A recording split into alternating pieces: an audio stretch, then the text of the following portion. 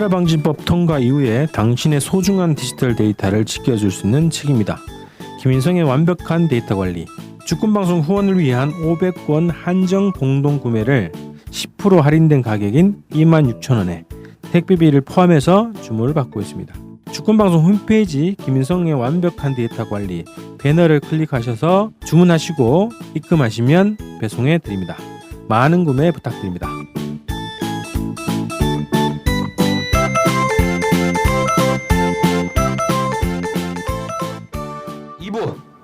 나는 광복절이 싫어요. 아, 이 의미심장하네요. 곽 박사님 잠깐 말씀하셨지만 아까 미국소 얘기했잖아요. 나는 미국소가 싫어요. 나는 미국이 싫어요로 들리잖아요. 특히나 저는 고향이 대구니까 대구 사람들 발언할 때 미국소라 그러지 미국소라고 하지 않아요. 맞습니다. 또 광복절이라고 근데 그러잖아요. 지금 그 박근혜 정부하는 나는 광복절이 싫어요는 나는 광복이 싫어요로 언뜻 들으면 네, 들고 있습니다. 하여간 찌는 막 광복절이 싫습니다. 이러면. 뭐가 좋노 하면 지는요 막 건국절이 좋습니다. 건국이 못 가면 막 이승만 각각 알겠습니까 이렇게 되는 거죠. 아 정말 리얼한. 네. 뭐 우리 아빠 아닌 게 우리나라 이렇게 되는 거예요.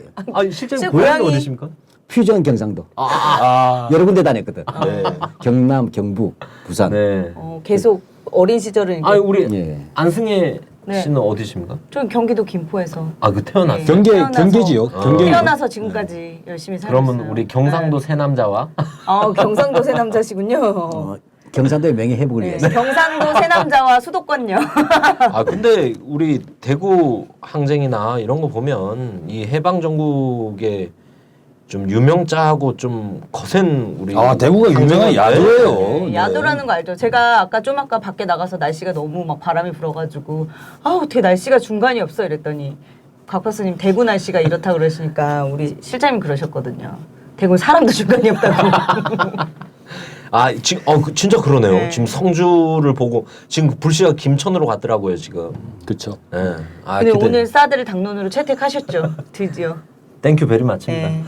박수로 채택했대요, 그것도. 아, 땡큐 베리 마치. 이게 오해가 있을 수 있지만 네. 두고 봐라. 이런 의지가 담긴 표현입니다. 오해하지 마시고. 네, 8.15 논란이 다시 시작되고 있습니다. 건국절 논란 다시 한번 간단하게 브리핑. 그 박근혜 대통령이 8.15 경축사에서 뭐라 그랬습니까?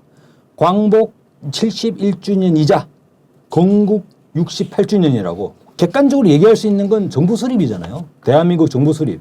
그까지는 뭐 얘기할 수가 있는데 건국 68주년이다라고 경축사 첫머리에 딱. 뭐 이명박 정부 때부터 쭉 해왔던 얘기잖아요, 근데. 아, 이게 진짜 말도 안 되는 게 그 전날 광복회 92살 그러니까. 네. 원로 어르신께서 점잖게 충고를 한 거잖아요. 아니다, 그건 말이 안 되는 거다. 근데 점잖게 하셨다고는 볼 수 있잖아요. 네. 실제로 대통령한테- 대통령의 근데 사실 이거는 진짜 혼찌검을 내도 시원찮을판인데 대통령 앞이니까 그래도 나름 순화시켜서 말씀을 하신 건데도 다음날 그런 대놓고 얘기가 그러죠. 언제 있었냐는 듯이 안 듣고 있었던 것 같아. 들었죠. 들었는데 그런 거죠. 어찌됐든 뭐 그런 상황입니다. 그래서 오늘 또 이 얘기가 또 됐다고 하죠. 네, 아니 뭐 이정현 우리 그 박근혜 충실한 내시임을 자처하고 있는 이정현 당대표가 이제 또 당대표 되고 나서 오늘 있었던 건 아니에요. 또 지난 24일 날인가요? 22일 날. 22일.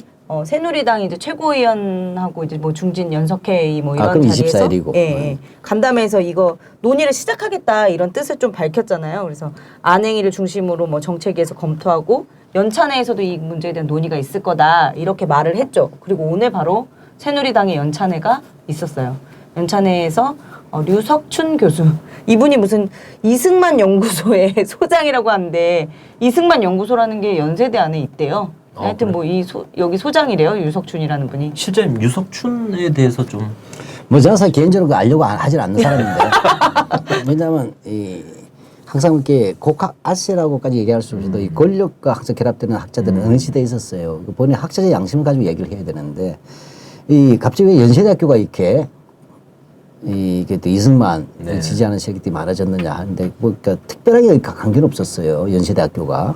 근데 이승만 자료가 대량으로 그 연세대학교에 기증이 됩니다. 오래전에. 그렇게 하면서 이승만에 대해서 관심 높았던 연구자가 유영익이라는 분이 있었어요. 이 양반이 나중에 국사편찬위원장 하면서 바로 이렇게 또 이승만이 태종과 정조를 합친 것보다 더 위대하다고 주장했던 사람이에요.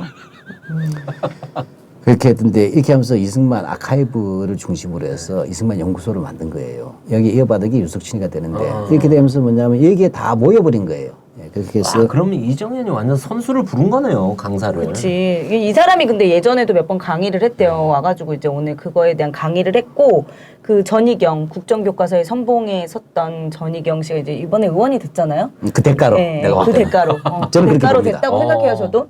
근데 이분이 이제 뭐 법안을 또 발의를 했대요. 이 건국절과 뭐 광복절을 병기해서 쓰는 법안을 발의를 했다고 하더라고요. 그래서 그거를 법안을 발의하면 공동 발의를 해야 되잖아요. 10명 이상 같이 발의를 해야지 법안이 올라가는 거거든요. 그걸 이제 돌렸다고 하더라고요. 새누리당이 이미. 그래서 그랬는데 이런 분들 다 어떤 분이냐. 아, 임시정부 안타깝게도 국정만 보면 외국인이 세운 정부 아니냐 이러면서 김구는 중국인, 안창호는 미국인 막 이런 말을 했잖아요. 유엔 난민정부야. 그래서 이게 좀 사실 말이 안 되잖아요. 누가 김구 선생님이나 안창호 선생님 같은 사람 미국인이고 중국인이고 이렇게 생각하는 사람이 지금 대한민국에 어디 있습니까? 그런 논리로 치면 이승만도 미국인 아니에요? 그러면서 이승만은 평생을 무국적자였다고 그렇게 이렇게 얘기를 따지면 해요. 이명박은 일본 사람입니다. 아니 근데 이게 예, 그 말씀해주세요. 실제로 건국절 논란이 그 당시 한나라당 MB 시절에 한번 패퇴한 적이 있지 않습니까? 그렇죠. 승부 걸다가. 요게 예, 실제로 보면은 2006년도부터 시작을 한 것 같아요. 그 서울대학교 이영훈 교수, 네, 아까 곡학 아세 하는 학자들이 있다고 했는데 저는 이 사람도 크게 다르지 않다고 생각합니다. 2006년도에 맨 처음에 이영훈 교수가 동아일보에다가 우리도 건국절을 만들자라고 하면서 기고를 했지. 예, 골 때리는. 전 그래서 그것도 되게 막 동아일보에다 했네. 논거가 논문처럼 이렇게 쫙 있는 글인 줄 알았어요, 제가. 아, 그냥 근데 뭐 그냥 그냥 미국 가서 본 장면 하나를 따와가지고 아 미국도 뭐 하는데 우리도 이런 분위기 하면서 뭐 학술적 근거도 없고 역사적 근거도 없고 그냥 그 한 장면을 가지고 우리도 이런 거 하고 싶다 라며 했는데 그게 지금까지도 논란이 확장되고 있다. 그러니까요. 그래서 실제로 2007년도에 이때 한나라당 정가볍 의원이 2008년도 2008년도 아, 19대 그렇습니까? 때. 예. 네. 뉴라이트 대학교 가서 나올 때. 네네네네. 광복절을 건국절로 기칭하자라는 국경일에 관한 법률 개정안을 먼저 국회에다가 제출했죠. 이때 완전 난리가 났죠. 난리가 예, 한국 사회가 거의 뒤집어졌습니다. 그래서 임시정부 기념사업회를 비롯해가지고 55개 단체와 야당 의원 74명이 전체적으로 헌법소원, 예, 이러한 논쟁이 격해지자 결국에는 이때 어떻게 됐냐면 한나라당 그 정가윤이가 결국은 철회했어요. 예, 이러다가는 완전 맞아 죽겠거든. 예, 그러고 이번에 다시 박근혜 정부가 또 들이미는 거 아니냐. 이게 이제 그 공식 보도는 그렇게 났는데 네. 사실 더 길어요. 아, 그 우리가 흔히 말해서 이제 아까 보수 세력이라고 얘기했는데 일단 그것부터 정리를 하나씩 좀 해야 돼요. 네. 왜냐면 우리 들으시는 분들이 이 보수가 아니고 수구인데 자꾸 보수라고 하니까 내가 조금 이렇게 불편해요. 네. 현재 이 역사교과서 국정 하나 그다음에 이 건국절 재정 추진 움직임의 주력들은 보수가 아니고 수구다라고 해야 되고 근데 보수하고 수구의 차이를 나누는 게 굉장히 중요합니다. 왜냐 합리적 보수라고 하면 분들이 동의할 수 없는 내용이기 때문에 자신은 진짜 합리적 보수는 도매로 욕먹을 수 있잖아요. 지금 박근혜 정부에게 침을 뱉고 떨어져 나오는 여러 인사들이 있지 않습니까? 그런 사람들이 합리적 보수 정도로. 근데 또 더 겪어봐야 돼 또. 네. 그 사람들도 좀 더 봐야 돼. 세상 인생 빨리 배라 이게 이런 거에 비유를 하자면 이제 제일 중요한 우리가 보수 수구를 구분하는 게 제일 중요해 진보하고 근데 비유하자면 이제 진보하고 보수를 나누자면 제가 늘 이야기하지만 이건 고추장 얘기로 예를 들어요. 자 경상도 예를 들면 또 지역 감정이니까 종갓집에 350년 종갓집이 있어요. 며느리 둘이가 시집을 온 거야.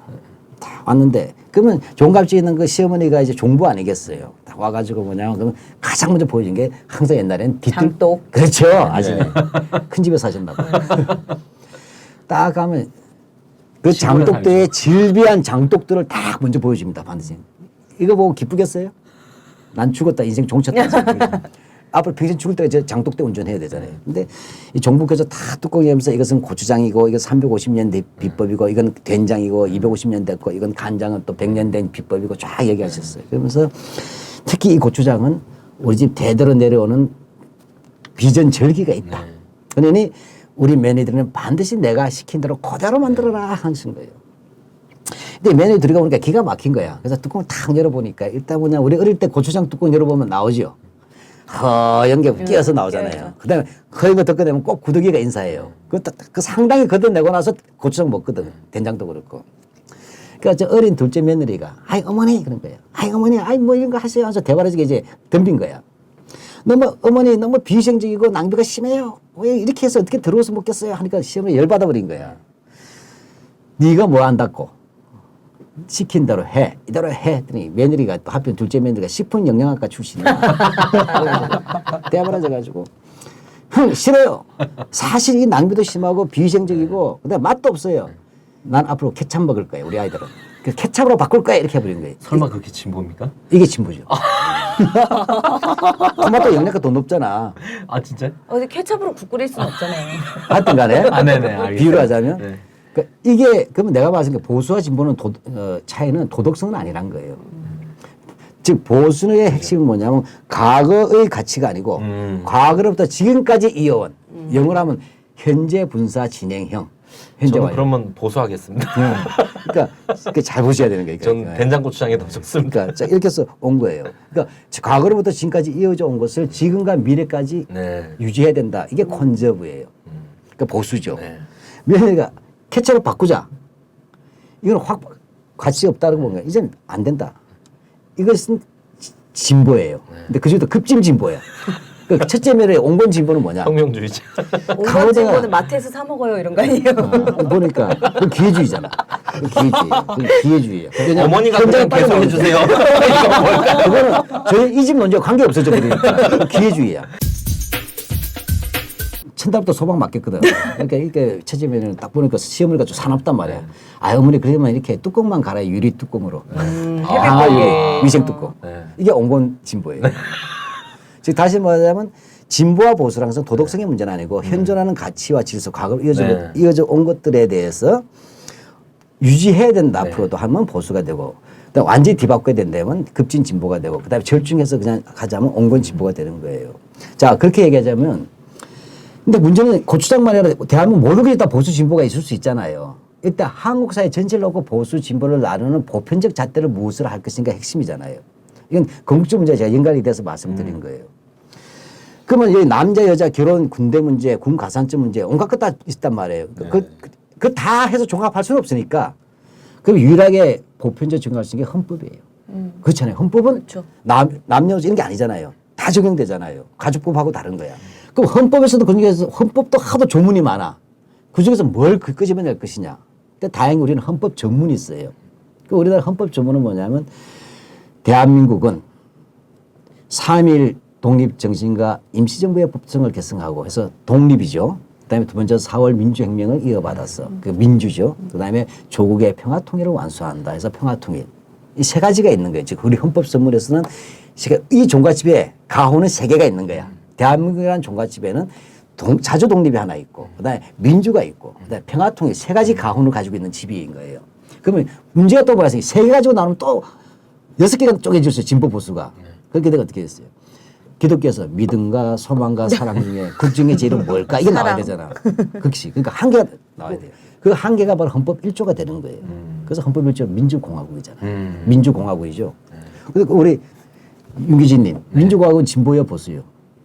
민족은 보수죠. 둘로 딱 나누기가 애매하지 않습니까? 이 감옥 갔더니 많이 쇠퇴했어. 네. 지금까지 이어지고 있는. 네. 다시 말해 민주공화국은 급진이 아니에요. 네. 이거는 민주공화국이라는 이 1조는 1919년 4월 달에 대한민국 임시정부가 만들어지는 네. 임시정법 제1조에서 나온 거야. 네. 그 당시로서는 온건 진보죠. 근데 지금은 이제 100년 동안 이어온 거야. 아, 독재자도 그럼 보수다. 민주공화국이라는 게 유신에서도 제1조는 민주공화국이야. 아, 저는 오늘 저의 정체성을 새로이 알게 됐네요. 저는 보수군요. 그러니까 지금 뭐냐면 잘 보시면 헌법 1조에 있는 민주공화국은 100년 된 가치예요. 한국 사회는 바로 보수가 뭐냐면 헌법 1조를 지키자가 보수예요. 그러면 수구는 뭐냐? 옛날이 좋았지야. 뭐죠? 요 데모하거나 세월호 집회 보거나 뭐 미국 광우병 미친 수업 파동하면 그 데모하면 저런 새끼들 말이 다 총 쏴 죽여야 잡아가지고 된다고. 이제 얘네가 다 박정희 대통령 갖다 다 총살했을 텐데. 삼천 교육대를 갖다 보내. 삼천대를 때려 보내야 된다. 그때가 좋았지. 확 조져버려야지. 이거는 심지어는 이승만 때가 좋았지. 요즘 더 수구야, 나가서 수구. 일제 때가 좋았지. 이게 수구예요. 수구는 헌법을 좀 부정하는 세력이에요. 그리고 더 옛날에 좋았다. 독재가 좋고 일제가 좋았다. 근데 잘 보면 한국에서 수구는 한국에 보면 알겠지만 48년 제1공화국은 보수하고 수구가 결합된 정권이야. 왜냐하면 이승만하고 한국민주당이잖아요. 그 당시로는 둘 다 이제 문제가 많지만 이승만이 너무 불로장생 독재해버렸잖아. 그러니까 한국민주당이 민주당으로 따로 만들어가지고 나중에 불로장생 독재하지 말자 민주주의 하자 이렇게 해서 갈라지잖아요. 근데 재밌는 게 이게 조금 이야기가 새 나가지만 우리 어렵게 보수수구 판별하면 안 돼. 많이 새나가 주십시오. 네. 자, 그래서 이때 보수수구의 판별식이 있어요. 6가지 조건. 그럼 제1공화국 시작할 때 그럼 한국민주당하고 이승만하고의 결합을 할 때 공통된 공약수가 있겠죠. 첫 번째가 친일파 문제에서 공통되죠. 한 놈은 친일파고 한 놈은 친일파 보호잖아. 육성이지. 그렇죠. 친일주의 이해를 갖췄어. 두 번째로 뭐냐면 반공주의죠. 극단적 반공이죠. 그렇잖아요. 이거 그냥 반공이 아니잖아요. 타공이지. 거의 멸공 이런 거죠. 그 반공에서 일치해. 세 번째가 철저한 자본주의 경제잖아요. 김근혜는 보면 절충주의였잖아요. 그렇게 된단 말이에요. 그 다음에 또 뭐가 있어요? 분단 정부. 그 다음에 친미였죠. 5개가 같은 거야. 그러니까 한국에서 자꾸 안철수가 보수인지 수구인지 헷갈릴 때 있잖아. 같은 게 너무 많은 거야. 이게 한마디 얘기야. 그러니까 쉽게 말하면 친일, 친미, 반공, 그다음에 자본주의, 그다음에 분단 정부론. 정확히 남한 단독 유일 정통론이죠. 남한 대한민국 유일 정통론. 이 5개 같은 데서 보수수가 잡은 거야. 보수하고 수구의 연합이에요. 우리나라 보수 양당 체계가 아니란 거야. 그러네. 보수 수구 양당 체계란 거야. 근데 그 다음에 잘 계산 빨리 해봐요. 그러면 보수가 계산을 복잡해서 48년부터 2016년까지 또는 2018년까지 봅시다. 계산하기 쉽게. 그러면 약 70년 될 거 아니에요. 70년 보수가 잡은 게 딱 10년 8개월이에요. 야당이. 나머지는 계속 수고. 장면이 8개월. 그 다음에 DJ 5년. 노무현. 그 다음에 노무현 5년, 10년 8개월. 그거 빼면 60년 가까운 게 수구 독주예요. 이때 전부 다 이승만 몇 년 했어요? 12년. 48년 12년간 독재했죠. 박정희 18년간 독재했죠. 또 헌법 1조 파괴죠. 전두환 노태우. 그다음에 YS는 보수했다가 수구로 갔잖아요. 거기에 난 사생아가 김무성이잖아. 이렇게 되잖아요. 그다음에 노태우 뭐 박근혜 다 이어져봐요. 이러면 한국 사회에 놀라운 것은 수구의 독주야. 바로 이들이 지금 역사 쿠데타 한다는 거잖아요. 그 잘 보시면 한국 내가 이 말씀 드릴 때 핵심은 왜 자꾸 보수라고 쓰냐게 내 말은 이거 수구다. 헌법 1조를 파괴내고 좀 있으면 이제 우리가 더 이야기하다 보면 헌법까지도 이제 부정할 거 아니에요. 건국적 논쟁은. 이렇게 나갈 때 그래서 정확하게 어버이연합을 보수시민단체 이렇게 말하는 자체는 보수에 대한 결례라는 거죠. 정통보수는 민족문제연구소 이런 정도가 정통보수의 세계사적으로.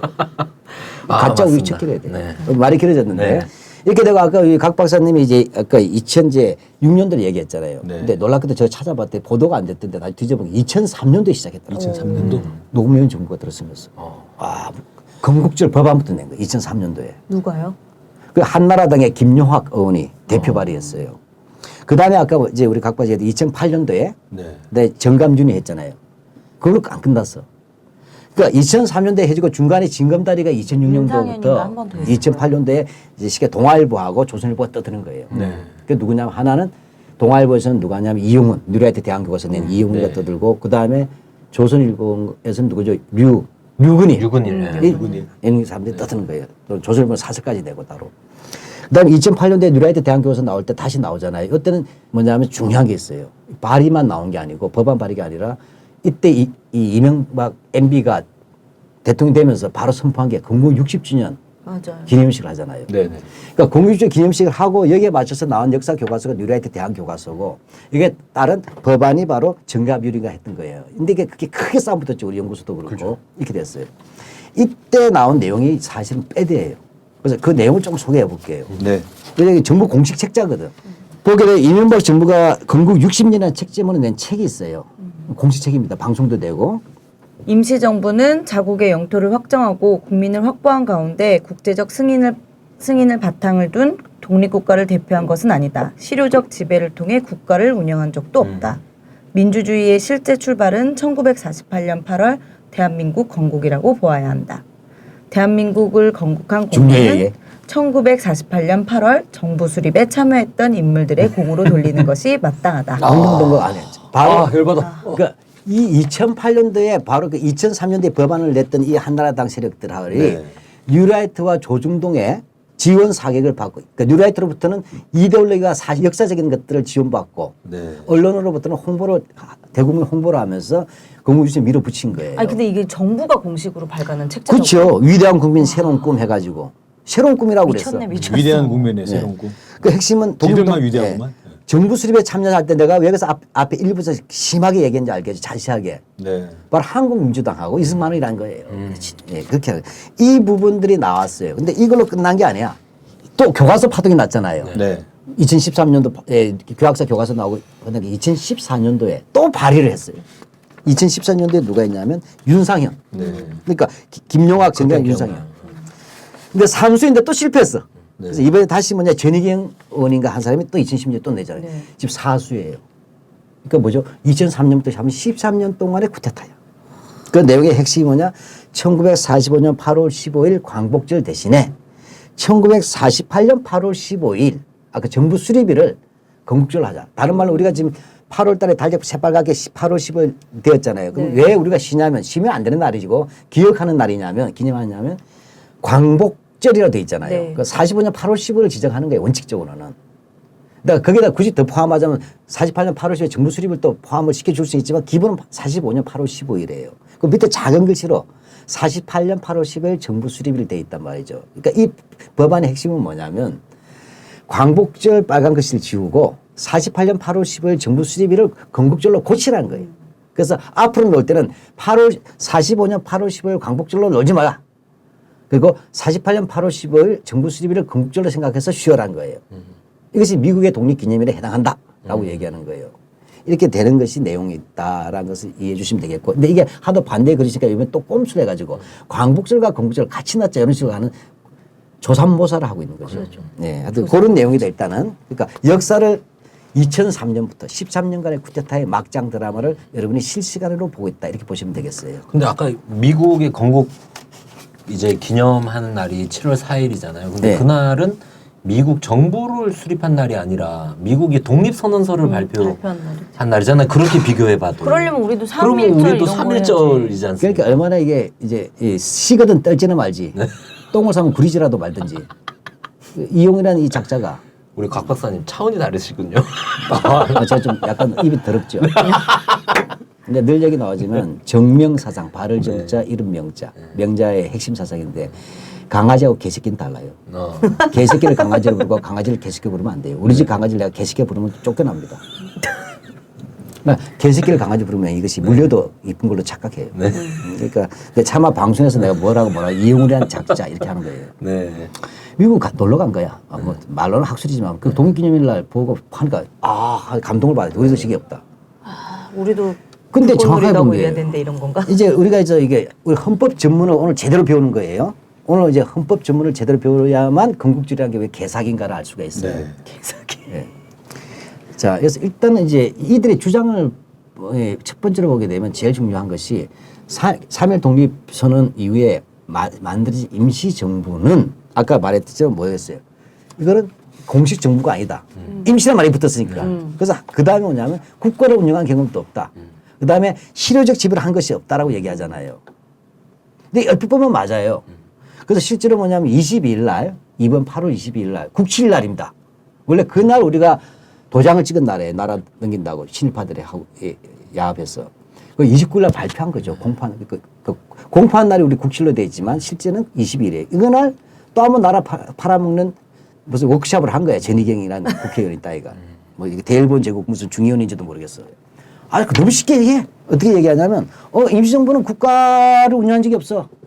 이유가 뭐냐 하니까 아까 말했지만 국가를 승인하려면서 또 유식한 걸 들고 나왔어요. 몬테비데오 협약에 보면 국가가 이렇게 네 가지 조건을 충족해야 승인된다 이런 얘기예요. 그 몬테비데오 협약이라는 게 뭐냐면 네 가지가 있는데 첫째가 영구적 주민, 그러니까 국적을 가진 시민, 다른 말로 국민이 되겠죠.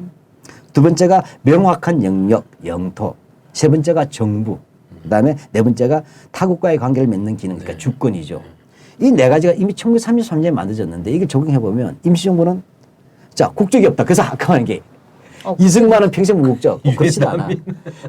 나 안창호는 미국 국적. 그다음에 김구는 중국 중국 국적. 국적. 개소리 하고 있는 거예요. 그럼 우리는 그때 당시 국적이 다 없었다는 건가요? 아니죠. 국적이 있었다는 얘기를 하는 거예요. 지금. 그러니까 임시정부 사람들이 외국인이거나 무국적자면 난민입니다. 그렇죠? 네. 실제 안타깝지만 그 당시에 한국인들은 대일본 제국의 신민, 천황의 신민이었다는 거예요. 실효적 지배는 일본이 했고 구체적으로 조선 총독부가 했다는 거예요. 그 안타깝지만 우리 할아버지 일본 놈이라는 거네. 그렇죠. 완전 골 때리는. 그러니까 이 네 가지가 없었다고 얘기하면 알 수 있어서 이들이 더 나가가지고 한마디로 얘기하자면 그때 일본인, 우리 국적 일본이라고 얘기한 거예요. 그럼 임시정부는 뭐죠? 반정부나 반역이거나. 네. 게릴라 세력이죠. 그러니까 왜냐하면 실제 맞긴 맞겠죠. 형식적으로 보면 조선에 살았던 사람은 어쨌든 일본 국적을 부여받아야 되는데 따지고 보면 또 차별이고 이제 복잡한 게 있지만 반정부 세력이네. 한반도도. 불령선이. 근데 이게 굉장히 왜 중요하냐면 이게 바로 일본 주장이에요. 일본이 말한 것이 뭐냐면 우리는 교과서에 보면 일제 시대라고 쓰지 않습니다. 일제 강점기라고 쓰고 있어요. 네. 그 이유가 뭐냐면 일본이 불법적으로 영토와 주권을 강탈했다는 거예요. 그렇게 해가지고 뭐냐면 불법적으로 점유했기 때문에 우리가 그 다음에 쫓겨났으니까 싸우다. 그래서 싸워서 끝까지 싸우다가 독립을 했다는 거예요. 근데 이놈의 자식들은 그러니까 내가 비유를 해볼게요. 우리 집이 있었어. 우리인데 쉽게 말하면 옆집에 일본이 있어. 일본이나 이웃집 강도 집이 있는 거야. 이놈이 우리 집에 쳐들어온 거 아니야. 쳐들어와서 우리를 쫓아낸 거야. 그래서 아버지가 쫓겨났어. 아버지 쫓겨나가지고 할 수 없이 옆집에 중국에는 집이 있어. 그게 월세 사고 있는 거야, 우리가. 할 수 없이. 월세 사니까 어떻게 호주 신고, 거주지 신고해야 될 거 아니에요. 그래서 마음대로 움직이지 못하니까. 그래서 부득이하게 국적을 딸 수밖에 없는 거는 뭐 여행도 안 되고 뭐 아니면 체포돼 버려요. 왜 일본인이 돼버리잖아요. 나와서는. 그렇죠. 그럼 무슨 어떤 독립보다 잡혀가면 일본 영사관에 가게 돼 있단 말이야. 그러니까 중국 국적을 얻거나 하는 게 그런 이유예요. 그렇게 되겠네요, 네. 진짜. 예. 그래서 우리 집을 강제로 빼앗겨서 일본이 점거하고 있으니까 우리가 할 수 없이 옆집에 중국이 집에 가서 그래서 새빵살이나 건너빵 사고를 뺏어 살면서 뭐냐면 거기서 뭡니까? 다시 뭐냐면 집을 찾으려고 투쟁하고 있는 거야. 이런데 미처 피나 못 간 우리 아들들이 그 집에서 아빠는 우리 아빠 아니야. 이제 일본이 우리 아빠 이 소리하고 똑같은 거잖아요. 그러네요. 이 자체에서 속지 말라는 거예요. 뭐 주권, 영토, 국민 이렇게 이야기하지만 이분의 전제는 모두가 동등하게 국가를 가지고 있을 때 상정되는 개념이에요. 근데 1934년 몬테비데오에서 34년이면 제국주의 시대예요. 이미 이 세계가 어디죠? 3분지가 식민지가 된 나라야. 원래 이 몬테비데오 협약은 그게 칠레과 페루에 있는 빙하공화국을 승인하기 위해서 하는 과정에서 나온 것이에요. 그 나라 때문에 계기가 된 거죠. 그러나 정확하게 이걸 알아야 돼. 1933년이 되면 이미 알겠죠. 전 세계 아시아, 아프리카, 라틴 아메리카 다 식민지가 됐어요. 그 제국주의가 다 먹었잖아. 이런 거 나온 기준이 땅도 있어야 되고 국민도 있어야 되고 이러면 영영 식민지는 망명정부는 인정하지 주권이 않고. 없어. 결과적으로 뭐냐면 제국주의 입장에서 보자면 이 부분은 결코 어느 망명정부도 인정받을 수 없다는 얘기가 되잖아요. 근데 그걸 우리가 따라야 됩니까? 제국주의의 그 법을. 이분의 전제는 이미 국가가 완전히 다 성립됐을 때 동등한 관계에서만 이 부분 논의가 되지 식민지라는 역사적 상황과 제국주의 시대의 상황을 적용해버리면 모든 식민지는 전부 다 제국주의 국가가 정상 국가가 되는 거예요. 이 부분에서 문제가 된다는 거죠. 아까 이제 집 뺏겨서 집 찾자는데 안에서 아빠 안 들어왔으면 좋겠어. 아빠는 우리 집 주인이 아니라 이때 소리가 자빠진 거예요. 그럼 임정에 대한 이제 부정, 폄하 이런 게 또 하나 있고 그렇죠. 그리고 또 하나가 또 해방 문제 관련해서 네. 이제 해방절 8월 45년 8월 15일 근데 이거 하나씩 다 따져버려야 돼. 네. 왜냐 이놈들이 하도 지금 많이 언론 그렇죠, 풀이하는데 그렇죠. 우리 거는 안 나오고 지국들 것만 나오니까 그럼 우선 이 부분에서 좀 정리를 해봐야 돼요. 임시정부라고 하는 것이 어떻게 만들어졌는가를 알아야 돼. 이게 굉장히 심각한 얘기예요. 근데 나는 좀 내공이 깊어야 된다 봐. 왜 그러냐면 쟤들은 말도 안 되는 소리를 짓거리에서 공부를 하는데 우리는 너무 상신이고 공부를 안 해버린 거야. 그래서 우리 뒤통수 맞고 멍해진 거야. 말도 안 되는 소리인데 미처 대비를 못 해가지고. 굉장히 우리 그 선배 독립운동가들이 고민한 거예요. 계속 일본이 뭐라죠? 이토 히로부미가 을사늑약 체결하고, 그다음에 1909년에 지는 총 맞아 죽었지만, 그다음에 1910년에 병합조약, 이른바 병합조약이죠. 했을 때 근거가 이런 거예요. 대한제국은 주권이 황제에게 있다는 거예요.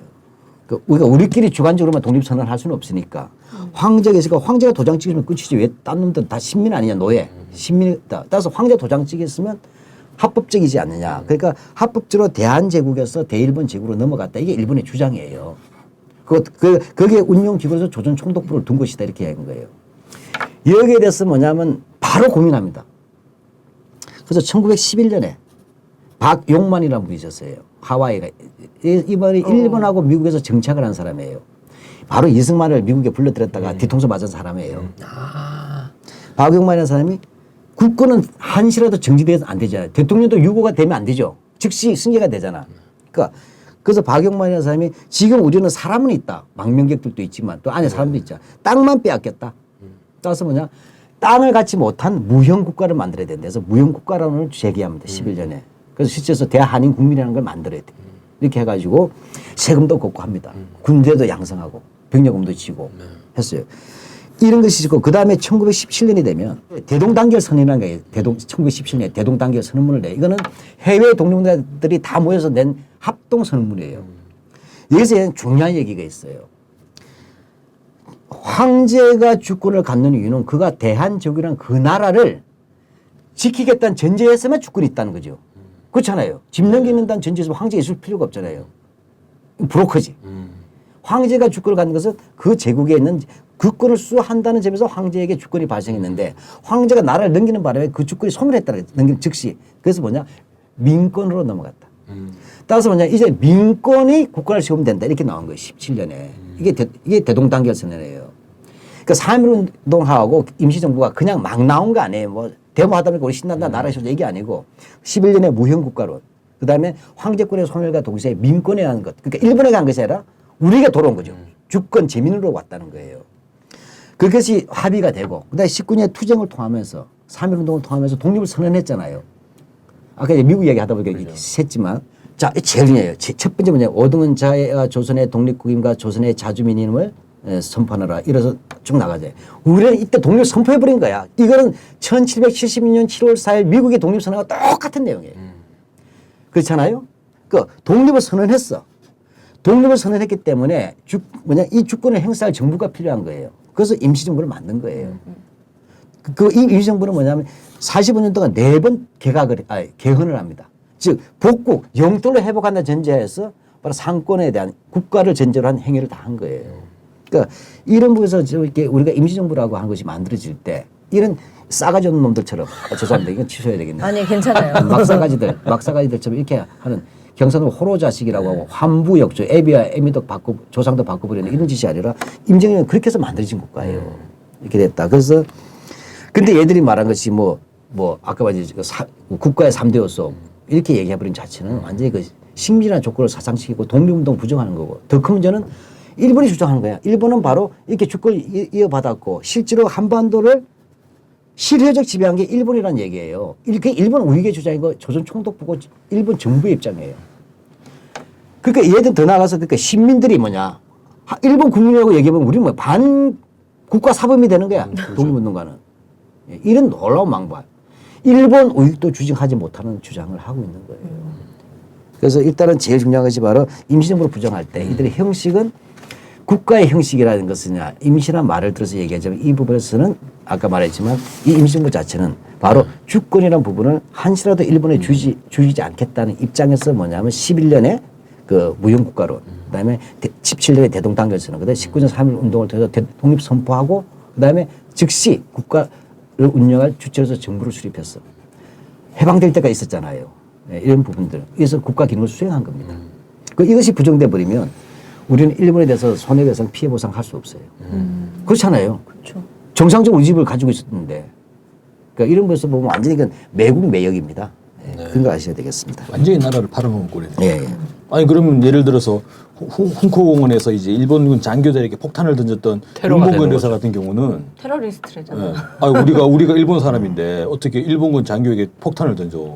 그렇죠. 이런 결론에 도달해 버리게 되고. 누가 앞으로 이런 주장하면 그럼 니네 할아버지 옛날에 일본인이었다고 이렇게 말을 그러니까 하고. 이런 친구들은 그냥 프랑스로 보내야 돼. 드골도 망명정부잖아. 네. 무슨 실효적 지배입니까? 어디까지나 알제리라는 것은 식민지 배후지지. 네. 그렇게 되면 뭐가 정통이 되냐면 이들 말로라면 나치의 프랑스 나치가 만든 BC 지방에 만들었던 패팅이라는 그 친독 협력자를 수반해서 만든 BC 정권이잖아요. 친독 네. 정권이잖아요. 이게 정상 국가가 되죠. 근데 식민지 반식민지 투쟁에서 국가를 세운 나라들은 다 해당이 되는 거예요 지금. 그냥 그렇죠. 지도부가 망명을 그러니까. 안 할 수가 없었으니까. 아니 그 얘들 말로 하면 네. 그냥 왜 한국에서 국가 못 세웠어 이 지랄하고 자빠지는 거예요. 지금 그러니까 한마디로 하면 프랑스 같으면 드골 정부를 부정하는 거와 똑같아요. 임정에 대한 그런 문제가 있고 또 네. 지금 건국절 논란에 또 어떤 문제가? 예, 그 다음에 두 번째가 이제 임시정부 부정하는 것은 뭐 한마디로 하면서 그 다음에 말하는 것이 뭐냐면 8.15 해방, 45년 8월 15일 해방 어떻게 보냐. 이건 전부 다 이용훈 씨가 아까 주장한 것들을 받아들이고 있는 거예요. 이데올로그는 뉴라이트에서 왔어요, 사실. 그러면 이건 이런 거예요. 안타깝지만 1945년 8월 15일은 독립운동의 결과로서 우리가 획득한 해방이 아니라 어찌된 일인지 미국, 일본이 이유는 모르겠지만 이렇게 써요. 그 책을 보면. 이유는 잘 모르겠지만 일본이 왜 미국하고 싸우는데 이유는 모르겠지만 그 바람에 패망함으로써 연합국의 선물로서 주어진 것이다. 즉 미국의 선물, 타율적 해방이라는 거예요. 따라서 45년 8월 15일 광복이란 말은 별로 적절치 않다는 거예요. 이 사람 주장은. 그냥 일제히 고삐에서 풀려났다. 근데 고삐를 풀어준 게 누구냐? 미국이다. 그래서 그런 의미에서 해방이라는 거예요. 우리가 말하는 정치적, 경제적, 사회적, 문화적 해방하는 혁명의 개념이 아니라 일제히 고삐에 말 있었는데 그대로. 소가 아무리 발군 쳐도 못 벗기는 거 아니냐. 독립운동이, 그러니까 소가 독립운동이야. 막 흔들어 제껴봤자 고삐가 안 풀렸는데 미국에서 아이고 얘가 고생이 많구나 소야 미안. 풀어줬어요. 아프지? 해서 풀어줬다. 듣기만 해도 기분이 나쁘네. 짜증난다 진짜. 그게 타율적 해방이라고 얘기하고 또 하나는 광복이라 불러서는 안 돼. 그래서 해방이라 부른다. 해방, 고삐 풀린 날. 그래서 오히려 그러면 우리의 진정한 건국은 우리 스스로 건국한 것은 45년 8월 15일부터 48년 8월 15일, 그러니까 정부 수립일까지 3년이 우리 건국운동 기간인데 이거 좀 이따 얘기하기로 하고. 건국운동 기간으로 돼버려요. 예, 일단 45년 8월 15일 부정한단 말이죠. 그럼 이 부분이 되면 아까 임시정부 부정됐죠. 두 번째 부정, 독립운동이 부정되는 겁니다. 독립운동이 아니라 항일운동이야 이건 정확하게. 그렇죠? 반일운동이고 또는 반정부 투쟁이야. 이것도 잘못 배운 거야. 선무당이 사람 잡는다고. 해방이나 우리가 타율적 해방을 얘기할 때 우리가 연합군의 일원이 되지 못함으로써 완전하게 어떤 군정이 들어오게 된 이 부분을 얘기하지만 이 8.15 자체가 우리들의 노력과 관계없었다고 얘기한 적은 한 번도 없어요. 그 잘 봅시다. 우리가 고등학교 때 외울 때 국사시험에 카얄 포모미 이렇게 외워요. 그 조선이 어떻게 독립 또는 해방됐는가 할 때 그런 43년도에 카이로 선언, 그죠? 그다음에 나중에 얄타 회담, 그다음에 포츠담 선언, 그다음에 해방이 돼서는 모스크바 삼상회의, 그다음에 미소공대, 그다음 개쪽박 분단 이렇게 하잖아요. 이렇게 되는 거예요. 잘 됐다가 쪽박 난 거니까. 그 카이로 선언에서 한 말이 뭐냐? 조선을 코리아겠죠. 영어로 했으니까 조선을 인듀코스 적절한 시기에 독립시키기로 약속을 했잖아요. 이 말이 무슨 말인지 그 외우기만 하면 안 되는 거예요. 카이로 선언이 왜 왔을까 이거예요.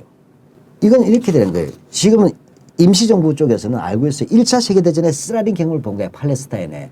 1차 세계대전에서 아무리 미국의 윌슨 대통령이 민족 자격권 떠들고 자빠졌어도 막상 1차 세계대전이 끝나니까 민족 자격권이 어디에 적용되냐면 전승국에만 적용되지 편영국에 맞아요. 적용이 되지 않았어요. 근데 잘 알다시피 팔레스타인이 결국은 뭐냐면 그 독립을 못 해버렸잖아요. 그래서 뭐냐면 이게 된 거예요. 우리가 연합국이 되지 않는 한 독립이 되기 어렵다고 본 거예요. 그런데 문제는 어떻게 됩니까? 이게 쭉 보니까 일본이 패망하는데 우리가 연합국으로 참여하지 않으면 조선 독립이 보장받을 수 없겠다는 걸 알고 있었던 거예요. 1차 세계대전 경험을 통해서. 연합국이 돼야만 결정권이 있잖아요. 강화 조약에. 또 하나는 그렇게 우리가 전승국이 돼서 일본에다가 손해배상 요구를 할 수가 있어요. 분단은 아예 생각도 할 수 없는 것이고. 이걸 하기 위해서 뭐냐면 두 가지라는 게 하나는 그래서 임시정부 승인운동을 한 거 아니에요. 근데 이승만이 실패했잖아. 미국 가서. 실패했고. 중국이 승인해 준 거예요. 그건 누구야? 중경의 임시정부 요인들 김구, 김규식, 그 다음에 뭡니까? 그 조소왕 이분들이 장개석과 교섭한 거야. 그렇게 해서 승인을 받았어요. 그 다음에 폴란드, 프랑스의 망명정부. 가부심정은 호레비한테 좀 이상한 표현입니다만은 공감하니까. 그래서 폴란드라든지 그다음에 프랑스 망명정부가 이렇게 승인해 준 거예요. 그때 장개석이 카이로스는 간 거 아니에요. 갈 때 우리가 강국하게 요구한 거예요. 강력하게. 왜? 명문화 시켜달라고 한 거예요. 그래서 카이로 선언에는 유일하게 식민지 수많은 국가들이 있었잖아요. 유독 우리나라만 명시가 된 거예요. 딴 나라는 없어. 코리아는 반드시 인디코스 적절한 시기에 독립시킨다. 이 약속이 있었기 때문에 얄타 회담이나 포츠담 선언 그 이행을 해줘야 되죠. 그러니까 중간 약속, 재약속, 그다음 확약 이렇게 하는 거예요. 이렇게 나온 게 8.15잖아요. 이게 타율적입니까? 카이로 선언은 그냥 준 선물이에요? 우리가 가만히 울지도 않는데 똑 줬습니까? 아니잖아요. 또 하나 아주 이상한 놈들인데 이거 놈들. 내가 좀 천박하게 표현하면 2차 세계대전은 패싸움인 거야. 학술적으로 얘기하면 진영 싸움이라 그래요. 독일, 이탈리아, 일본 아니에요. 이게 뭐냐면 자본주의 국가 지금 미친 소잖아요. 광우병 파시즘 아니야 쉽게 말하면. 이 세 나라가 워낙 미쳐가지고 날뛰니까 미국과 소련이 자본주의 국가하고 공산주의 국가 손잡은 거예요. 소련과 미국이. 적과 적이 손잡은 거잖아요. 왜? 미친놈 때문에.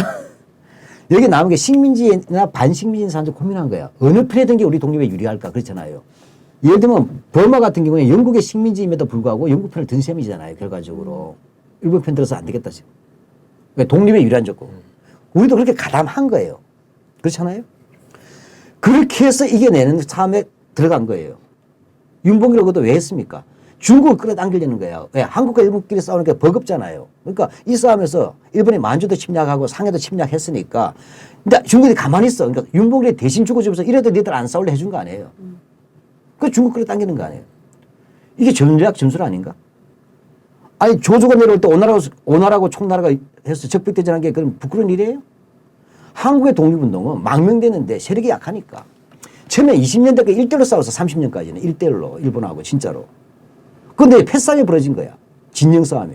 그 처음에 중국 끌어당기고 그다음에 2차 세계대전이 되니까 연합국으로 들어와서 싸워서 이렇게 정치하면서 타고 간 거예요. 근데 그 망명정부 외에도 조선국 내에서도 네. 상당히 많은 운동들이 있지 않습니까? 그렇죠. 그 여운형 쌤 같은 경우는 뭐 건국동맹도 결성을 그렇죠. 하시고. 국내에서 건국동맹에서 국내에서 여러 가지 활동들이 40년까지 만주에서 무장투쟁이 전개되었었고 그렇죠. 우열단도 있었고. 예, 그다음에 의열단도 네. 그러니까 제가 말씀드린 핵심은 8.15를 타일적 해봐보는 이것은 모독이라는 거예요. 그럼요. 우리 힘으로 쟁취하지 못했는데 꼭 1대1로 해야 됩니까? 미국도 독자들 못 싸웠잖아요. 소련은 없었으면 어떻게 싸워? 독일하고 일본한테. 영국, 미국 없으면 어떻게 싸워? 그 영국도 타율적 승리네? 노르만디 상륙작전은 뭐예요, 그러면? 그러죠. 타율적 승리네, 전부 다. 각자 빈대친 정리지. 말이 안 되는 얘기예요. 그러니까 4월 15일, 45년 8월 15일을 우리가 기념하는 일은 그 핵심은 독립운동가가 정부도 수립하고 국가 기능도 운영하는 방식으로 나갔고 그래서 단 한 번도 법등이 끊어진 적이 없잖아요. 임시정부가. 그렇죠?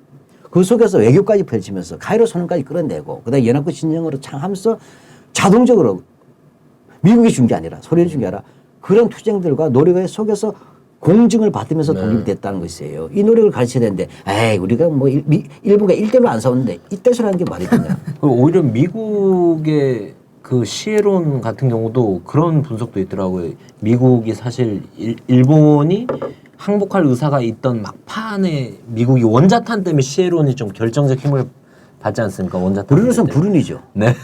국내 진공작전 하려고 했는데. 네. 근데 미국이 예. 개입하려고 오히려 급하게 원자탄을 원자탄 쐈다 하는 이유는 이런. 소련 때문에 소련 참전. 네. 소련 참전하게 되면. 그리고 일본에서 이번에 또 그 발표도 있더라고요. 일본에서 미국 때문에 사실 겁을 냈다기보다는 소련이 그럼요. 참전을 결정하면서 소련은 극렬한 반일이 8월 강하니까. 8일 날 참전하잖아요. 그럼 이게 되게 다른 거야. 미국은 자본주의 국가잖아요.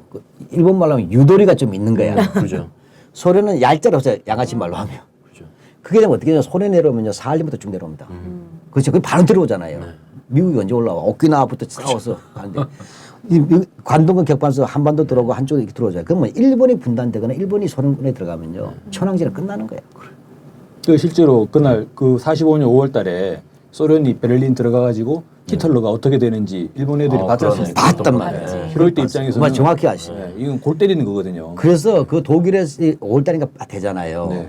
이거 보았을 때 일본은 그렇게 하면 완전히 미래가 없는 거야. 그런 상황에서 사실 그래서 우리가 억울한 것은 분단이 되려면 사실은 베를린 양식이라면 일본이 분단돼야 되는데 맞아요. 대신 우리가 분단된 거예요. 이게 그래서 우리가 이런 부분에서 분단이라는 구조 속에서 이게 타율적 해방이라고 하는 이유는 완전하게 못했다는 이유는 그런 분단 구조를 얘기하는 거예요. 그 뭐 일종의 유럽식으로 치면 독일은 그대로 있는데 폴란드가 둘로 나눠버린 거예요. 그렇죠. 그러니까 해방 자체는 우리들의 노력이라는 부분이 분명히 존재했지만 그 해방이 완전한 독자적이지 못했다는 부분이 타율적인 뜻은 아니잖아요. 분단을 막는 데까지 못 갔다는 얘기지. 이런 거잖아요. 그래서 저는 가시적으로 막 저희가 아는 이제 뭐 우열단이나 이런 무장 투쟁이나 아니면 우리 그 해외에서 이 임시정부 활동 이런 것도 소중하지만 결국 아까 독립이 소라고 하셨는데 소 자체가 버틴 힘이 있지 않습니까? 우리 조선 민중들이 한국에서 그냥 산 게 아니라 다 부역하고 다 친일하고 이렇게 산 게 아니라. 이거 논리를 가만히 보면 광복절을 건국절로 뒤바꿔 버리게 되면요. 수많은 우리 독립 유공자들이 계시잖아요. 그리고 이제 목천에 독립기념관도 있는데 독립 유공자가 전부 다 불령선이냐. 안타깝지만 안타깝지만 오갈 데가 없는 게 돼버리고 네, 갑자기 이제 건국 유공자들이 예. 야, 그거 지금 아까 말첫 번째로 우리가 뭐 임시정부 부정했잖아요. 근데 두 번째가 이 45년 8월 10일을 없애는 것은 탈주 해방하는 것은 독립운동 부정하는 거잖아요. 우리 독립운동은 별로 대한민국과 관계없다는 얘기가 돼요. 그4 번째가 이제 중요한 이게 이제 이 두 가지 거치는 이유는 마지막 얘기를 하려는 거예요. 얘들이 그게 뭐냐면 대한민국 정부 수립까지를 두 시기로 나눠요. 1945년 8월 14일까지는 독립운동기란 거예요. 그러니까 1945년 8월 15일부터 48년 8월 15일 요 3년 동안이 건국운동으로 나눈 거예요. 이게 굉장히 중요해요. 다시 말하면 대한민국의 건국은 일제시대 독립운동이 아니라 해방 후 3년 동안에 이루어졌다는 거예요. 이게 무슨 얘기냐면 우리는 흔히 말하면 이게 굉장히 중요한 의미가 있어요. 그래서 이제 그 말을 하기 위해서 건국이라는 말을 쓰는 거예요. 대한민국이 일제로부터 독립한 나라다 하게 되면 최고의 가치는 항일을 했느냐 친일을 했느냐가 되죠. 그런데 대한민국은 일제로부터의 독립운동이 아니라 해방 후 3년 동안의 건국운동을 통해서 만들어진 국가라고 얘기할 때는 뭐냐면 해방 후 3년에 그들하면 좌우투쟁이잖아요. 빨갱이만 때려잡으면 되는 거야. 그러니까 이걸 예시하면 이렇게 되는 거죠. 노독술 알잖아요. 노독술. 네. 일제 때 고문기예요. 노독술. 고등계. 김원봉 선생이 예. 돌아오셨는데 노독술한데 딱. 예, 그렇죠. 이 노독술은 아주 악질이거든. 그 고급 출세했던 놈의 일제 시기에 고등계 형사 출신이지만 출세했던 사람인데 이게 해방 후에 미 군정 하에서 수도 경찰청 수사과장인가 했을 거예요. 뭐 그럴 때 뭐냐면 바로 나 밀양사랑 김원봉이다 하는 의열단 단장이자 민족혁명당의 실제적 지도자였고. 하여튼 이 정말로 신화의 인물을 잡아다가 뺨을 때렸잖아요. 이게 수사과장이. 이 노독수리는 어떻게 돼요? 해방 후에 3년 동안에 좌우투쟁에서 뭐죠? 빨갱이 때려줘. 빨개 때려죠. 건국운동이죠. 그러니까 노독수는 건국훈장 줘야 되는 거예요? 건국 근로자가 되고. 80도 바뀌어버리네. 네. 그다음에 뭐예요? 김원봉은 반국가 사범이에요. 백범 김구 선생 일제 때 독립운동했잖아요. 그 임시정부 출석이잖아요. 네. 그것이 뭐예요? 분단정부 반대. 김구 선생 남한 단독정부 반대가 아니고 분단정부 반대입니다. 남과 북이든 가리지 않고 이렇게 했어요. 이분은 뭐예요? 반국가 사범이라는 거예요. 그래서 실제로 뭐냐면 2008년도인가에 우리나라 최고의 학부 때 5만 원권, 10만 원권 이렇게 얘기 있었잖아요. 네. 화폐 만들 때. 예, 맞아.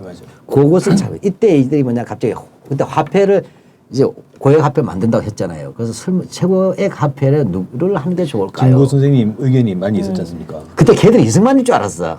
이승만으로 유도하려고 해서 계속 때렸잖아요. 에이, 그래서 고맙습니다까지 말이 돼? 했잖아. 건국 대통령 방송도 막 시도하고 그랬단 말이에요. 근데 김구선의 1위가 나왔어요. 그러니까 기각을 시킬 때 누가 했냐면 그 중에 하나가 지금 KBS 이사장 하는 이인호예요. 세항사 했던 여자거든. 김구 선생은 독립운동에 공로가 많지만 대한민국 건국에는 하등 공로가 없기 때문에 대한민국 최고 학회는 적절치 못하다고 기각시키는 의를 내요. 이렇게 그것은- 똑같은 소리야.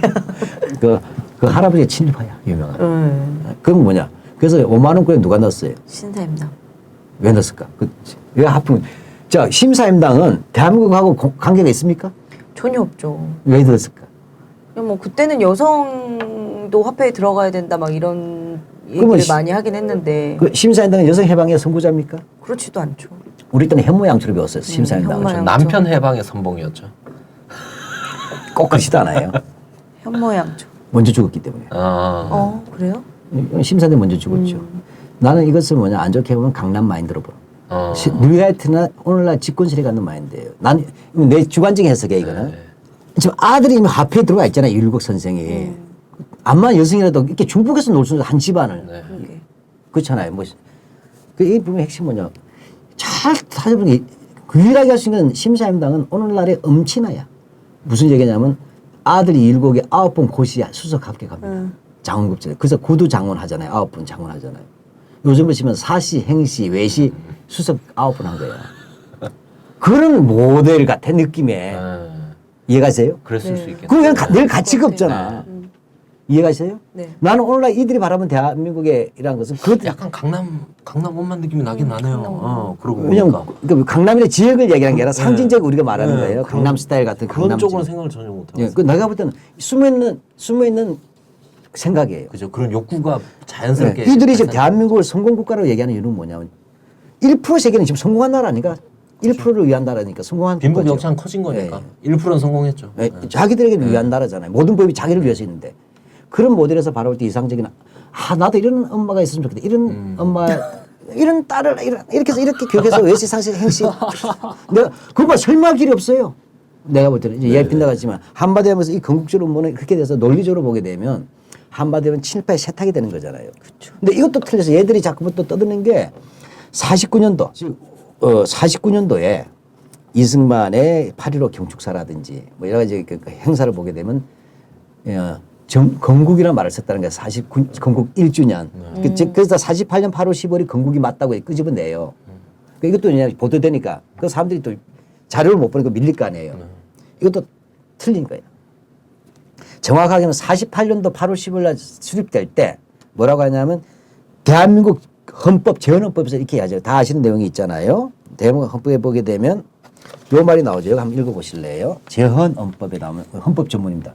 재헌헌법 3.1운동으로 대한민국을 건립하여 민주 독립국가를 재건한 재건입니다. 그렇죠? 재건. 이거 광복이라는 말은 이런 뜻이에요. 광복은 빛을 회복했다가 아니라 again 복자예요. 다시 복자. 예, 그러니까 즉 헌법에서 이미 뭐냐면 3.1운동으로 건립했다고 했잖아요. 이게 건국이잖아요. 미국도 마찬가지예요. 독립선언서로서 건국하고 이게 독립기념절이 되고 그다음에 뭐냐 독립을 했으니까 땅을 찾아야 되니까 영국과 싸워가지고 나중에 정부를 수립하잖아요. 이해가십니까? 그래서 3.1 독립 그래서 미국 독립선언문은 미합중국이라는 나라가 없습니다. 미합중국으로 돼 있어. 우리가 똑같아. 그런 거예요. 그다음에 대한민국 관부가 있어요. 관부 제1호도 보면 대한민국 30년 9월 1일로 돼 있어요. 관부가 9월 1일인데. 그렇더라고요. 1919년부터 기산한 거예요. 첫 관보. 대한민국 첫 관보인데. 예, 그러니까 일단 출발해서 시작이 되고 49년대가 헷갈린 거야 좀. 광복 쪽도 헷갈리고 야 그때는 8.15 해방 날짜를 갖다 보니까 정리를 좀 해야 되겠다. 한데 1주년에 기념을 하다 보니까 건국을 써버린데 그 다음부터 다시 고쳐 50년부터는. 51년도도 보면 대한민국 정부 수립 만세야. 그 다음에 58년도 보면 경축 정부 수립 10주년. 한 번도 바뀐 적이 없어요. 49년도 한 번만 좀 혼란이 있었다가 그 다음부터 정부 수립으로 가는 거예요. 그러니까 이거는 본질은 아니지만 이승만 정권 때도 계속해서 정부 수립으로 갔다는 것입니다. 그렇게 되어 있고 이런 부분에서 놀랍게 근데 특이한 거는 헌법을 봤더니 임시정부가 빠진 적이 있긴 있어요. 그게 언제냐 박정희 있다고 존단돼요. 희한해요. 지금 왜냐하면 우리가 아는 이제 모든 헌법이 지금 9차까지 개정됐잖아요. 그러면 1차 재헌헌법부터 해서 1차 최초 재헌헌법 1차 개정, 2차 개정, 3차 개정, 4차 개정이 있을 거 아니에요. 이때까지는 기미 3.1 운동으로 대한민국을 건립하여 이렇게 나옵니다. 근데 5.16 쿠데타가 일어나잖아요. 그게 나서는 62년도에 이제 자기네들이 헌법을 고치잖아요. 제3공화국을 했을 때는 3.1 운동의 숭고한 독립 정신을 계승하고 4.19 어거와 이렇게 되면서 임시정부가 사라져. 그 박정희 때는 사라져요. 그 다음에 유신헌법 때도 사라져 임시정부가. 그러니까 박정희는 임시정부를 없애버렸어. 난 이해가 박정희 그때 적국 장교잖아. 가깝게 맞아오니까. 박정희는 정확히 친일파가 아니고 일본군 장교 내지는 만주국 장교죠. 그 당시. 대한민국 임시정부가 선전포고한 적국 장교예요. 그렇잖아요. 나치군이 어떻게 프랑스에 대해서 적국 장교지. 그게 무슨 친일파, 친나치파 아니잖아요. 그 다음에 80년에 12.6 있잖아요. 다음에 10월 27일 나올 때 또 보면 독립정신 개선하고 임시정부가 빠져. 그러다 다시 87년에 60항쟁 이후에 3.1운동 건립된 대한민국 임시정부의 법 통과 이게 나와요. 자, 한마디로 얘기하면 박정희 전단 때만 임시정부가 빠져요. 그럼 지금 빠져야 되네요. 법칙적으로. 법칙적으로 그렇게 되는 거예요. 네. 자, 그래서 내가 말이 좀 길어졌지만 이 부분에서는 한마디로 얘기하면 이러한 건국절이라는 부분에 종착점이 임시정부 때문에 나오는 논쟁은 아니고 일제 시기에 친일을 했잖아요. 김성수라든지 친일했어. 많이 그다음에 김무성이도 그렇고 김무성 아버지도 그렇고 뭐 그때 수많은 친일파 후손들이 기득권을 장악했는데 민족문제연구소에서 친일면 사진이 나온 거예요. 그다음에 노무현 정부에서 친일 반민족 행위 진상규명위원회가 나오고 그다음에 거기에 따라서 뭐냐 대한민국 관보에 노무현 정부 때와 이명박 정부 때 관보에 친일 반민족 행자라고 이름이 거명돼서 기록돼서 통과됐어요. 관보에 실려있어. 이렇게 되니까 자기들이 전부 다 이제 무너지게 생겼잖아요. 기득권이. 이 벌써 꾀를 낸 게 건국절인 거예요. 그래서 나눈 게 뭐냐면 이승만을 국부로 할 수밖에 없겠죠. 즉 45년 8월 15일부터 48년 8월 15일을 건국절로 해야만 자기들이 살아남는 거야. 일제시대를 끊어야 되는 거야. 대한민국하고. 그렇죠? 그럼 친일은 관계없는 거야. 친일을 했지만 훗날 해방 4년 동안에 열심히 건국운동을 해서 건국의 아버지 돼서 친일파가 건국의 아버지 되는 거예요. 그렇기 때문에 뭐냐 이들은 이승만하고 이해관계가 없어도 이승만을 건국의 아버지로 만들지 않으면 안 된다. 그래서 이승만 국분을 낸 거예요. 근데 이승만 무슨 이해관계가 있어요. 오늘 이 시점에. 박정희도 이승만 별로 안 좋아했다던데. 이거 보면 그 숙골돌에 아주 전통적인 논리가 나오지 않습니까? 공과 과를 구분해서 과도 과지만 공이 크다. 그러니까 대한민국에 대한 공은 대한민국에 사는 오늘날 대한민국에는 대한민국의 공로가 제일 1차적이잖아요. 그러니까 친일은 사소한 근데 안타깝지만 그렇게 생각 안 하지 않나요? 우리 국민들이? 아까 전에 신탁 아니, 반탁 계속 주입을 하겠다는 거지. 신탁 그러니까 반탁 문제처럼 교과서가 이것도 결국은 프레임을 어떻게든 끼워 넣으려고 하는 거예요. 예, 그래서 재밌는 게 나왔어요. 1946년 화순 탄광 사건의 비극을 극화한 역사 팩션 뮤지컬 화순 1946. 잊혀졌던 근현대 역사를 끌어내고 재조명하는 계기가 되기도 했습니다. 올해는 1946년 화순 탄광 사건 70주년인 만큼 100명의 배우들과 30명의 스태프들이 광화문 광장에서 공연을 올리기 위해 준비 중입니다. 광장의 정신에 따라 티켓을 판매하지 않으며 누구나 관람할 수 있습니다. 여러분들의 응원이 절실히 필요합니다. 텀블벅에서 화순을 검색해 주시고 페이스북에서 화순을 검색해 주세요. 9월 8일 8시 광화문 북측광장.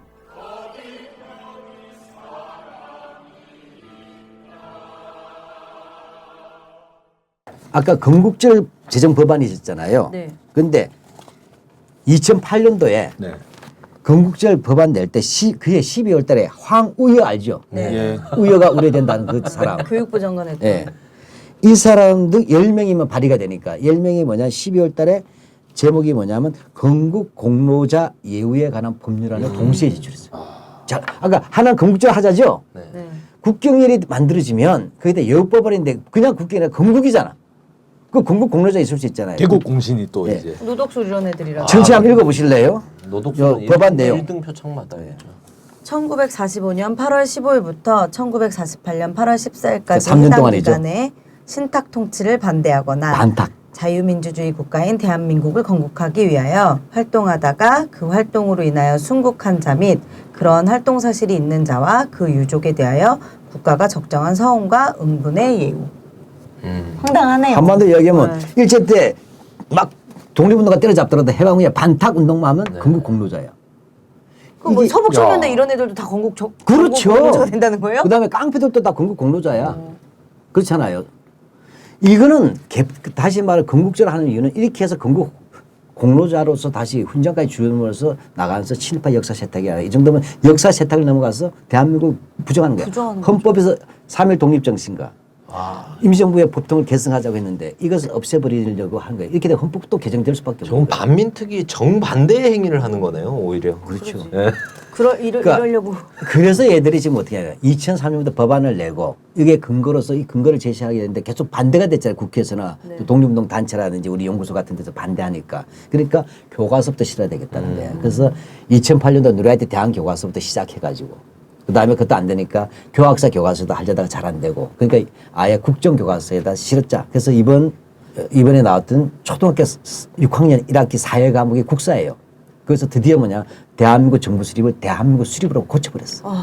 그리고 곧 나올 고등학교 역사 교과서도 국정교과서잖아요. 그것도 대한민국 수립 나올 거야. 이제 이렇게 해서 봐라 교과서도 건국지라고 나왔는데 대한민국 수립을 줄이면 건국 아니에요. 건국 좀 하는 게 뭐가 이상해. 총대 누가 할래? 네 제가 하겠습니다. 전희경 이렇게 되는 거 아니에요. 이렇게 해서 뭐냐 내년도에 100주년에 갖다 바치는 거죠. 누군가의 생일 100주년에. 다카기 마사오 하고 100주년에 동시에 박정희만이 아니죠. 이 전체 친일 세력들은 그러니까 조중동이 동의 안 할 수 있겠어요. 그렇잖아요. 일제 때 친일했던 모든 과거를 털어내주는 것이 건국절이에요. 그래서 내가 이걸 역사 쿠데타라고. 매국노 귀신들이 전부 다 달라붙어가지고. 예, 그래서 이렇게 되는 것들. 이러한 부분에서 우리가 이 건국절은 단순하게 무슨 그동안 3년 동안 늘 1945년 8월 10일 강국절 때문에 1948년 8월 10일 생일상 한 번 못 차려 먹었으니까 막 상처내주자 이렇게 온정적으로 가면 뒤집어지는 거예요. 이거는 완전히 독립운동가들이 되찾은 나라를 친일파한테 넘겨주는 거예요. 그런데 이놈들이 뭐라고 얘기하냐면 이 작자들이 놈자 뺍시다. 그래도 또 이거 시비 걸지 몰라. 일제시대 임시정부는 임신기간이고 임시정부는 임신한 것이고 그렇더라고. 48년 8월 10일 대한민국 정부시면 출산이라는 거예요. 코미디예요. 독립운동가 임신인데 태어난 놈은 친일파야. 개판이에요. 유전자 조작이에요. 대한민국 유전자 조작입니다. 이거는. 그러니까 이런 것들이 있다. 그래서 여기에 대해서 우리 대응해야 됩니다. 네. 야, 그럼 아, 차후에 이 건국절 논란에 이어서 그 다음은 건국 기념관이 만들어질 거고 건국 훈장을 추서하고. 그렇죠. 그러면 이것이 교과서에 들어가가지고 시험에도 내고. 은근슬쩍 목천의 독립기념관은 흙 사라지고 유관순 누나는 유관순이 누구예요? 나중에 이런 식으로 가는 거죠. 그리고 이제 우리의 노덕술 선생 이렇게 이제 와. 서북청년단의 건국운동 이렇게 교과서에서 배워요. 서북청년단의 건국 너무 끔찍하네요. 수밖에 없잖아요. 그리고 왠지 모르겠지만 현대사에 안타깝지만이라는 단어가 많이 나오겠네요. 안타깝지만 이랬다. 예. 근데 우리가 진짜 이런 저도 몰랐던 내용들을 되게 많이 알게 됐거든요. 정말. 그래도 머리 정말 사악하도록 네, 이렇게 좋죠. 머리를 예. 좋아 보이지는 않네. 와, 이런 걸 2003년도가 나쁜 우리 놈들이 머리를 연구소가 쓰면 이렇게 되는 친일 사전이 본교가 돼서 대중적으로 홍보될 때 그 노무현 정부 들었었죠. 이런 추진한 애들이 이번에 영화 밀정이나 아직 네. 개봉 안 했지만 그리고 이전에 개봉해서 흥행됐던 암살. 암살 이런 이런 거 이런 게 얼마나 짜증 나는 거죠. 편했을까요? 그 애들 늘 한 게 그 부정적인 과거는 덮고 가자는 거 아니에요. 네. 자기들의 부끄러운 과거지. 왜 우리가 부끄럽습니까? 지들이 부끄러운 역사. 아니 암살 박근혜 영화 대통령 나왔을 가서 보지 때요. 않았어요? 암살 뭐, 나왔을 네. 때도 그 수구진영에서는 월북 인사를 다뤘다면서 되게 시비 걸고 그랬었어요. 사실 이 논란에서도 제가 어느 인터뷰를 들으니까 심재철 국회부의장, 심재철. 예, 부의장이죠. 그 사람 그러더라고요. 1919년을 우리가 뭐 건국으로 인정을 하면 김일성 정권한테 절반의 정당성을 주는 거다 이런 소리 하고 말도 안 되는 예, 소리예요. 그런 소리를 막 하더라고요. 그리고 임시정부의 법통을 계승한다고 한 거지 임시정부 자체의 건국성을 인정한 건 아니다. 이런 얘기들을 해요. 근데 이런 게 그냥 어떻게 들으면 또 그런 것 같기도 하잖아요. 오늘 우리 네. 박한일 실장님이 그런 것들을 되게 많이 깨주셨고 그 핵심 임시정부 문제가 아니라 이 건국절 제정 자체는 친일파들을 건국 공로자, 대한민국 건국 공로자하고 이들이 혼자 산업화 세력이 된다는 거예요. 그래서 오늘 이렇게 해서 대한민국의 주역을 가고 오늘의 이 OECD를 만들어낸 주인공이다 이렇게 가는 거예요. 와 그러면 이승만 박정희 동시에 완전 신격화되는 거네요. 그러니까 완전히 그 사이에 그 논리적 내 얘기를 구역이 들어보니까 왜 박정희 말에 이승만까지 끌어올려야 되는지 이해가시죠? 네. 이승만을 건너뛰면 안 되는 거예요. 근데 재밌는 것은 이 건국절하게 되면 박정희는 아주 또 곤란해요. 48년 8월 10일 이후에도 박정희는 남로당 군사부 요원이었어요. 여순 사건 때까지. 그렇잖아요. 근데 그건 그게 어떻게 세탁하죠? 신문을 다 없애버렸잖아요. 박정희 때 기록을. 갑자기 이승만이 당군 할아버지가 그러니까 되는 상황이 이렇게 되면 그냥 이승만은 국부, 박정희는 그냥 반국가 사범이라 대한민국 정복 세력이에요. 그렇지 않습니까? 네. 그러다 날 체포된 거 아니에요. 그렇죠. 이렇게 되는 거예요. 이건 또 어떻게 미화를 할까? 그래서 저는 그건 딸이 고민해야지 우리가 고민할 문제 아닌가. 저희 이번 8.15 때도 그 시내 8.15 행사 지나가는데 이승만 그 건국 아버지 이승만 해갖고 크게 이제 플랑이 하늘에 펄럭이고 있었잖아요. 그거 보면서도 그러고 건국절 논란 보면서도 그러고 얘들 또 왜 이러냐 대도 않는 거 가지고 그냥 이렇게 생각했는데 얘기를 하면 할수록 이게 생각보다 치밀하고 그럼요. 아까 또 실장님 말씀도 하셨지만 박근혜 대통령이 반드시 이거를 강행할 거다. 그럼요. 그렇게 따지면 이승만 국부 그리고 건국절 48년 8월 15일 건국절 이 두 가지가 길을 열어주는 거네요. 나머지 모든 것들. 예. 이것이 잘 보시면 8월 15일 날은 박근혜 대통령이 건국 68주 얘기했잖아요. 하고 그다음 8월 20일 날 바로 우리 나라가 뺏긴 날 네.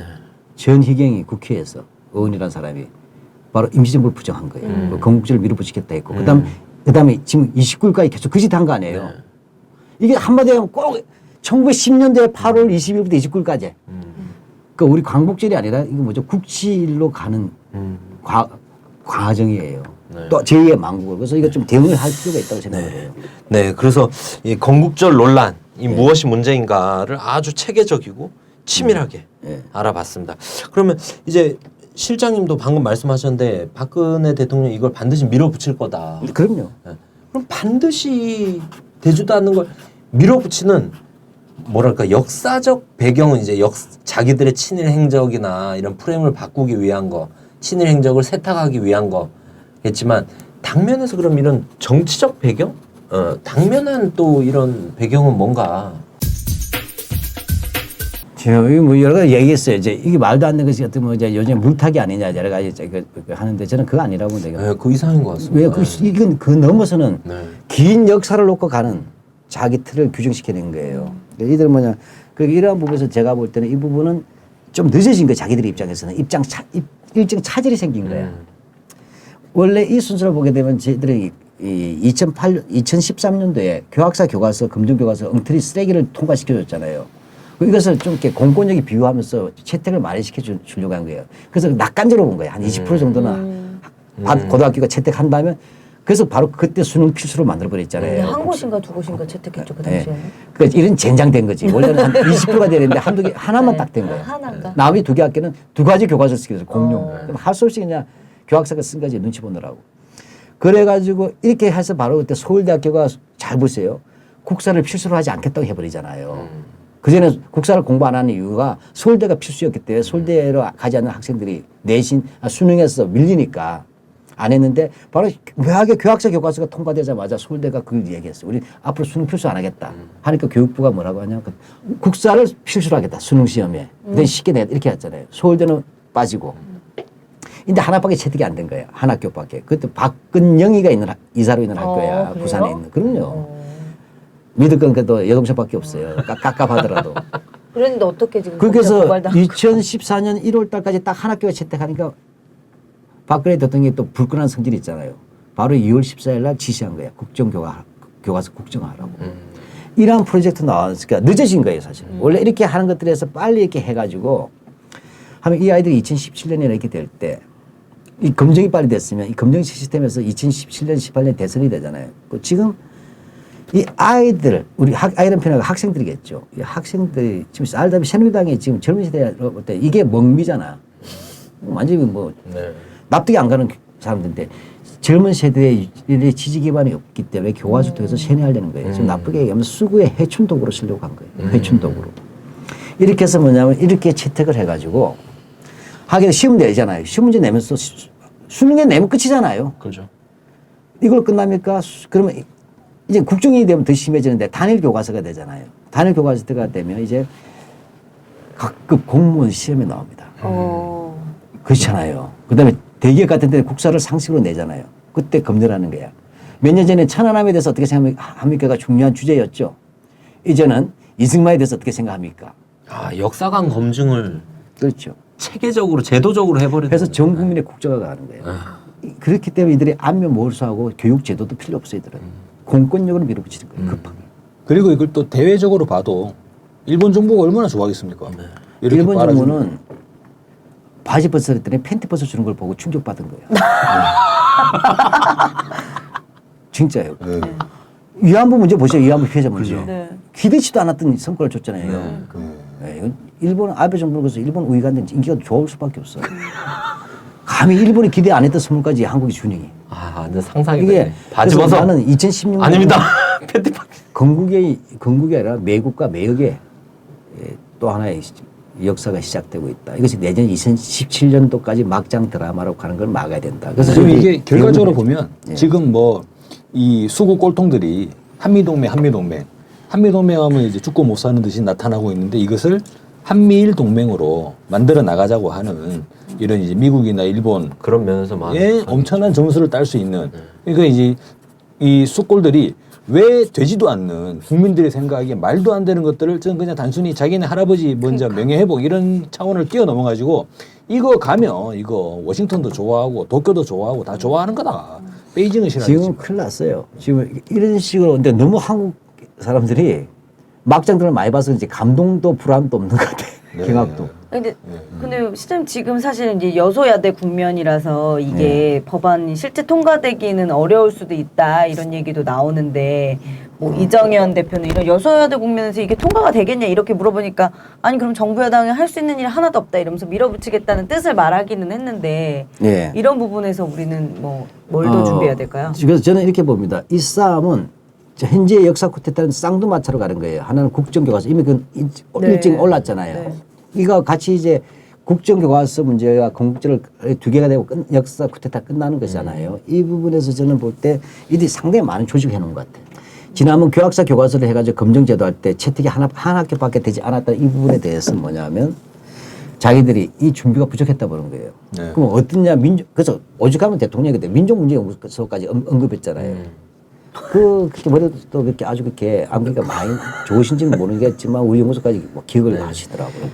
그래서 이제 뭐냐면 이 국정교과서 건국절하게 해체를 해야 되는 게 무력화시킬 시스템을. 그래서 일단 뭐냐면 여러 가지 요인이 동시에 있지만 종교조를 법의 노조로 만들었어요. 그렇죠? 근데 법의 노조를 만들 그 순간에 뭐가 나오냐면 고등학생 청소년 무슨 모임이 나왔어요. 근데 희한한 성명서를 냈어. 만들자마자. 우리들만 경쟁시키지 마시고 고등학생들이니까 학교와 교사들도 경쟁시키게 해주세요 하는 성명서를 냈어요. 이걸 보니까 감이 와야죠. 전에 민주노총에서나 이제 노동 쪽에서 이제 그 해고 문제라든지 임금 문제 얘기할 때 갑자기 청년 무슨 뭐 이렇게 무슨 조직이 만들어서 청년 노동자 조직에서 맞습니다. 민노당 앞에서 아버지 당신들이 뭐냐면 눈기지 않는 바람에 우리가 취업이 안 되니까 당신들이 나가달라 이 대목이 똑같은 거예요. 민주노총 앞에 가서 있었습니다. 그 방식을 한 거예요. 근데 학생에서 한없이 약해진 게 교사가 되잖아요. 원래 교육 시스템이라는 게. 이게 뜬 거예요. 이건 앞으로 교사들도 경쟁시켜야지만 이거 무슨 말인지 알잖아요. 그 말의 숨은 뜻이. 그럼 학교 안에서는 학생들도 이제 드디어 이 교과서 문제 있을 때는 정교조 출신이나 이제 이 국정화를 반대하거나 또 정부 비판적 교사들의 컨트롤을 아이들까지 동원하겠다는 게 학생들까지 동원했던 시스템이 된 거예요. 그 다음에 참학을 참교육 학부모회, 이건 공교육 학부모회가 만들어놔서 대응시키고 있어요. 이걸 강화시킬 겁니다. 이렇게 되고, 그 다음에 그렇게 이제 이 국정화에 대해서 이제 근데 학교도 역사학교도 있잖아요. 그러니까 이 역사학교 대응시키기 위해서는 뭐냐면 자유경제원하고 이제 그 다음에 이제 누라이트 학자들 이걸 계속해서 이제 보도하면서 되는 거예요. 그렇게 해서 이 국정화 나올 때 저항을 분쇄시키려고 할 거예요. 그래서 나는 이런 부분에서는 이번 10월 달쯤이 되면 이게 거의 초고가 완성됩니다. 국정교과서 내용이. 그러면 이제 이런 주장들도 다 반영이 될 거 아니에요. 이럴 때 우리가 그들이 이미 준비하면서 조직까지 다지고 있다. 내가 볼 때는 그렇게 느껴져요. 그건 왜냐, 그것은 국가에서 위로부터 바라볼 때 시스템은 굉장히 효율적이고 빠르게 조직될 수가 있었어요. 관변 조직이라는 것을 아시잖아요. 세월호 같은 단체도 반대하는 사람들이 나올 정도인데 누가 봐도 그 감히 반대할 수 없는 운동가. 새누리당도 반대하는 사람들 있더라고요. 이렇게 된 과정에서 뭐냐, 우리는 쪼개져 있으면 안 되고 적어도 교과서사 문제는 모든 부문운동이나 다양한 운동에서 근본 뿌리가 대한민국 뿌리 자체가 뒤집어 엎어지는데 무슨 뿌리가 뒤집어 엎어지면 가시든 다 죽는 거예요. 그래서 이런 거에서 10월 달을 대비해서 우리가 좀 이렇게 연대를 강화하고 각자 열심히 하더라도 이 교과서 문제 나오거나 공식 문제가 나올 때만은 지역이든 부문이든 또 뭐 저 잘 모르죠. 뭐 정파 이런 말은 잘 모르겠지만 양파든 쪽파든 간에 이런 것은 단일하게 나와야 된다. 이렇게 생각이 듭니다. 두 번째는 대안이 있어야 될 것 같아요. 이 교과서 싸움은 건국절과 함께 올해 하반기를 달굴 거예요. 8월달 시작해서 이게 이제 가을 국회에서 또 다루지 않겠어요. 그럼 이게 10월달 가면 교과서 문제 연동될 거예요. 그럼 방학 때 또 있겠죠. 그러면 근데 진짜 10월 달에 교과서가 나올 수 있을까요? 아니 이거 다 썼죠. 그럼 안 나오면 안 되는데 무슨 걱정 우리가 합니까? 아니 누가 쓰는지도 모르고. 아니 안 나올 거면 자기들이 공개 안 하고 쓰는 거잖아요. 공개돼서는 절대 못 씁니다. 안 나올까 봐 공개 안 하고. 그렇죠. 못 나오죠. 우리가 알면. 그 내용들이 뻔할 텐데 작자가 전부 다 자기 미달이거나 뭐 문제가 되면 어떻게 하려고. 그 다음에 어떻게 되겠어요? 그래서 내년 3월 1일에 학교 교과서 배포가 되잖아요. 그럼 이건 수능하고 연결되기 때문에 학부모들이 관심 가지게 돼요. 그래서 이 부분에서 3일절 날 이 교과서를 대해서 또 이렇게 한바탕 나오면 그 다음에 이제 대선으로 가겠죠. 이런 과정인데 이 대선을 가기 전에 이런 것이 하나의 명확한 위기의식들과 문제들을 공유하도록 만들어야 된다. 그래서 이래서 국정교과서는 폐지시켜야 되는 거, 건국절은 저지시켜내면서 하고 이것이 왜 대한민국을 헌법까지도 부정하는 반헌법 세력이라는 것을 알리고 그런 데서 헌법을 수호하기 위한 대선이 될 것입니다. 나는 이렇게 봅니다. 그러니까 정파적 이익이 아니다 이거예요. 헌법을 수호하는 대선이 되는 그런 면에서는 아까 처음 서두에서 말씀하셨던 식민지 역사박물관 그런 것도 좀 목표를 크게 내걸고 고만 지적이에요 정말로. 네, 네. 그러니까 저는 이제 좀 오랫동안 좀 반대만 해서는 안 되는 거예요. 우리가 처음에 민족문제연구소에 처음에 할 때 한국 사회가 왜 이렇게 납득하기 어려운 사회인지 왜 한국의 정치권이 이해가 안 갔는데 친일의 사전 나오니까 이해가 가잖아요. 네. 그다음에 저희들 꼭 박근혜 대통령이 의식한 건 아니에요. 그 당시에 역사 왜곡이 2008년도에 MB 정권이 시작됐을 때 이걸 느끼고 우리들이 만든 게 100년 전쟁이에요. 100년. 역사 전쟁에서 네. 그들이 전쟁을 일으키기 때문에 우리도 그 역사에서 그래서 2012년도에 역사 전쟁하면서 이승만과 박정희에 대해서 네. 100년 전쟁. 진짜 전쟁이 났죠. 우리가 시비 건 게 아니라 그들이 시비를 걸은 거예요. 네. 우리는 있는 그대로 얘기하죠. 이렇게 하면서 또 한 번 이제 역사적인 각성이 있는데 이제 그것도 무시하고 가니까 이 부분에서는 교과서가 국정교과서인데 문제이 이 학생들에게 어떤 정신적인 큰 우리가 유신 교과서 배웠기 때문에 제가 유신 교과서 배웠을 때 이것이 대학교 들어왔을 때 무너질 때까지는 7년이 걸리더라고요. 그러고 나서 엄청난 충격을 받았어요. 내가 배운 지식이 다 거짓말일 때 기성세대가 미워지더라고. 예. 근데 외국적 역사로서 한국사를 처음 배울 때부터 외국 잘못 배우면 고칠 수가 없어요. 퍼스트 소셜라이제이션 최초의 사회가 이루어지면 이미 사랑하는데 미워하라고 할 수 없잖아요. 알고 보니 로미오야 그 원수 집안이더라. 죽여라. 안 되는 거야. 네. 이런 거예요. 그래서 일부 할 때 대안을 가지자. 하나 반대만이 아니라. 그래서 저희들은 도대체 일제 식민지 요즘에 식민지 일제 덕분에 근대화 됐다고 얘기하잖아요. 일제 식민지가 얼마나 폭력적 우리 자료 다 가지고 있어요. 사실은. 지금 우리는 독립운동의 자료만 가지고 있는데 그거 가지고 안 된다는 거예요. 독립운동의 근거는 식민지 지배가 있어서 나온 거 아니에요. 강점한 거. 네. 그래서 일제 식민지 지배의 폭력성. 또 친일파가 지금 근대화의 선구자가 됐잖아요. 건국의 아버지가 돼서. 친일파들 행적 우리 자료가 다 있어요. 그다음에 유신체제, 독재가 뭔지 자료 다 있습니다. 저는 그래서 식민지 역사 박물관을 만들어서 가야 된다. 그러니까 우리 학생들이 교과서로 배우고 그렇죠? 시험으로 반복하고 그다음에 박정희 기념관이나 대한민국 역사박물관 일종의 성지순례 아니겠어요? 수구에 이걸 통한 전 세계화에 대해서 봤을 때 반대만 하면 안 되고 그것도 봐라 우리 학생들아. 그러나 식민지 역사 박물관 같이 봐라. 봤을 때 바로 친일과 독재 역사가 어떤지 보면 학생이 판단할 거예요. 그래서 우리 너무 민망한 거야. 그래서 연구소에서는 이미 30억 정도 모금 준비했어요. 모아놨는데 아주 한마디로 얘기하면 8월 20일부터 이렇게 쿠데타가 시작돼 8월 15일 날을 광복절을 기념한 만국절이 시작됐잖아요. 네. 하면서 20일 날 국치일 날 국회에서 내고 하니까 우리가 29일 날 우리 어제 선언 광고를 냈어요. 광고를 내가지고 이제 바로 식민지 역사 박물관을 내는데 내년 8월 29일 딱 1년만 하려 그래요. 독립운동. 옛날에 국칠 날은 이 독립운동가가 굶었어요. 망명객들은. 하면 국치가 부르면서 불렀어요. 근데 우리는 굶는 돈으로 역사관 걸리키면 되잖아요. 그래서 국치를 제2의 독립운동을 하자. 즉 독립운동가가 되찾고 친일파 독재자가 빼앗긴 대한민국을 다시 찾아내는 제2의 독립운동이다. 거기에 대한 바로 시민사회, 민족사회의 그 참호라고 할까 병참 근거지. 네. 그래서 식민지 역사박물관 한다. 그럼 여기에서는 모든 게 다 나올 거예요. 바로 얘기했던 거기가 박정희가 국정교과서 때 우리의 무기는 식민지 역사박물관을 증거로서 제시한다. 이 자체가 모든 운동은 아니겠지만 하게 되면 여기서는 일제 식민지 지배의 포갑성이라든지 친일파들의 재상을 원자로서 다 우리는 증거할 겁니다. 네. 사실주의예요.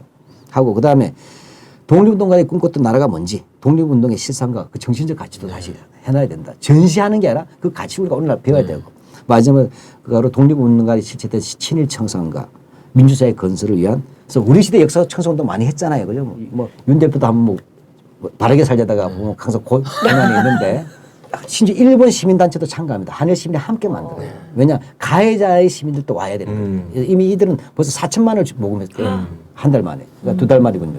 이게 돼서 그래서 이렇게 해서 고맙네요. 예, 모금운동 결계할 거 없다.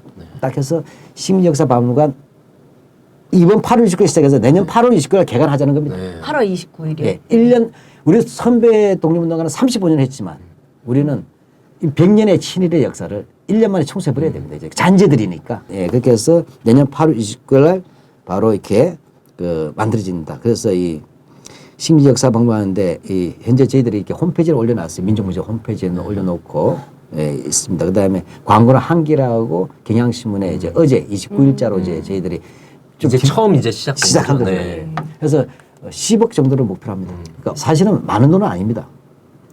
일본이 역사 문제는 위안부 다른 역사를 팔아먹는데 준 돈이 100억 원이에요.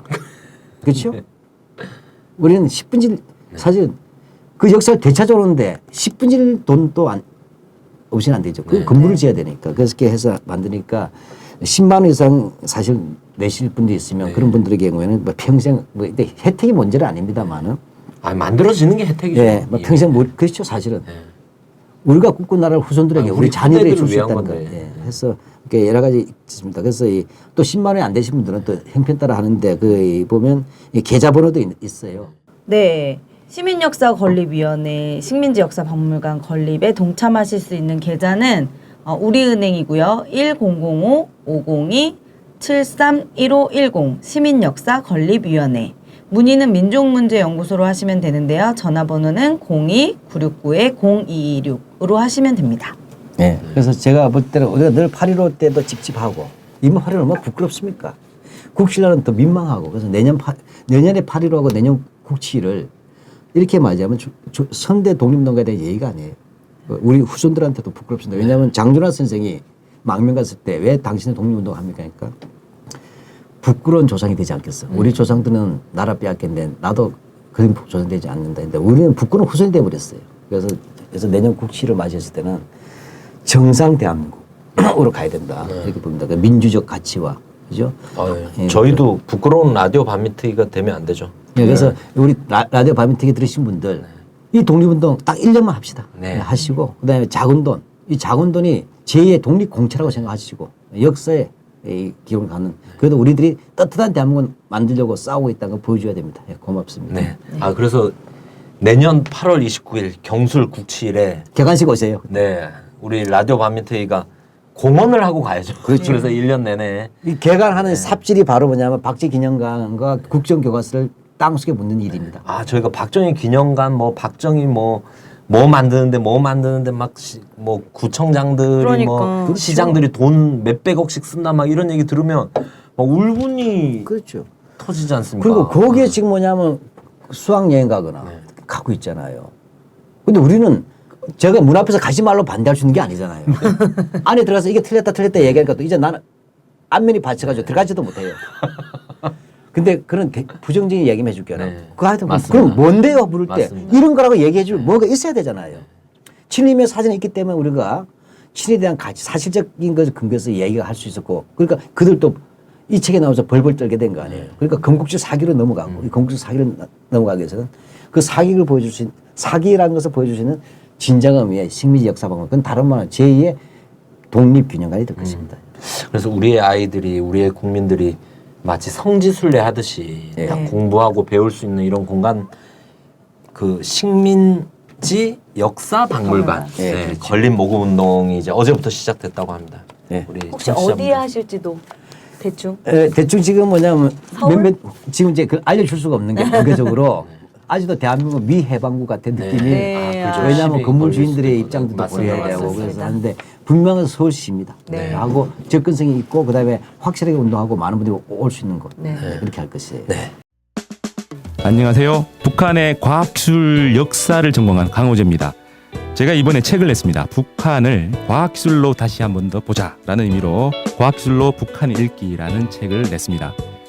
북한의 흐름을 제대로 보기 위해서는 저는 과학기술로 북한을 봐야 되지 않을까 싶습니다. 최근에 북한의 흐름을 얘기하는 옛날 얘기를 모았습니다.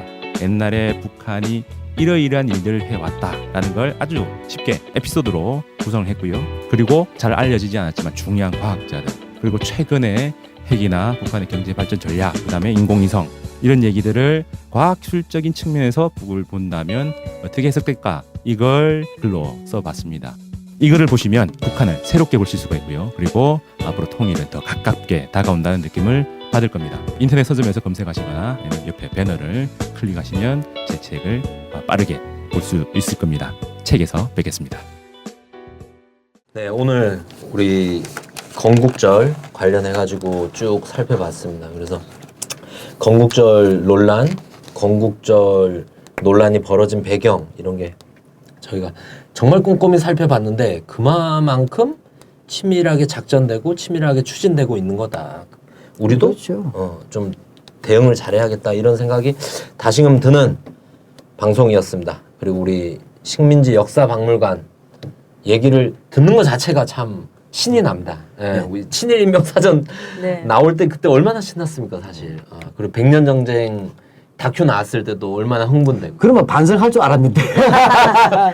근데 오늘 방송은 다들 공부하신다고 생각하고 좀 세게 제가 들으셔도 좋을 것 같아요. 길게 얘기했지만 공부 필요합니다. 좀. 네, 네. 필요할 것 같아요. 공부하셨으면 좋겠고 저는 아까 이제 우리 박한영 시장님께서 우리 헌법의 가치 자주독립, 민주, 평화통일 이게 우리 헌법의 가치라고 했는데 지금 돌아보면 박근혜 정부 이 헌법의 가치 세 가지를 모두 안 지키고 있는 것 같거든요. 저는. 그리고 헌법 네. 공부를 헌법이 뭔지 모르기 때문에. 네, 헌법이 뭔지 모르기 때문에. 예를 들면 3.1 독립 정신은 정확하게 민주주의예요. 왜냐하면 3.1 독립의 결과로서 민주공화국이 되죠. 네. 그래서 사실 우리의 독립운동은 민족주의 운동이 아니고 민족주의라기보다 독립운동인 동시에 민주주의 국가 건설운동이었어요. 그렇게 하기 때문에 한국에서는 이 독립운동이 어떤 일본을 겨냥하는 어떤 일대일의 가해국에 대한 일대일 싸움이 아니라 바로 일본을 타도하는 길 자체가 민주주의를 수립하는 길이었어요. 그렇게 하면서 3.1 독립 정신이 4.19와 이어지고 그것이 평화통일로 가는 것이에요. 그래서 하나의 헌법 정신이 이어집니다.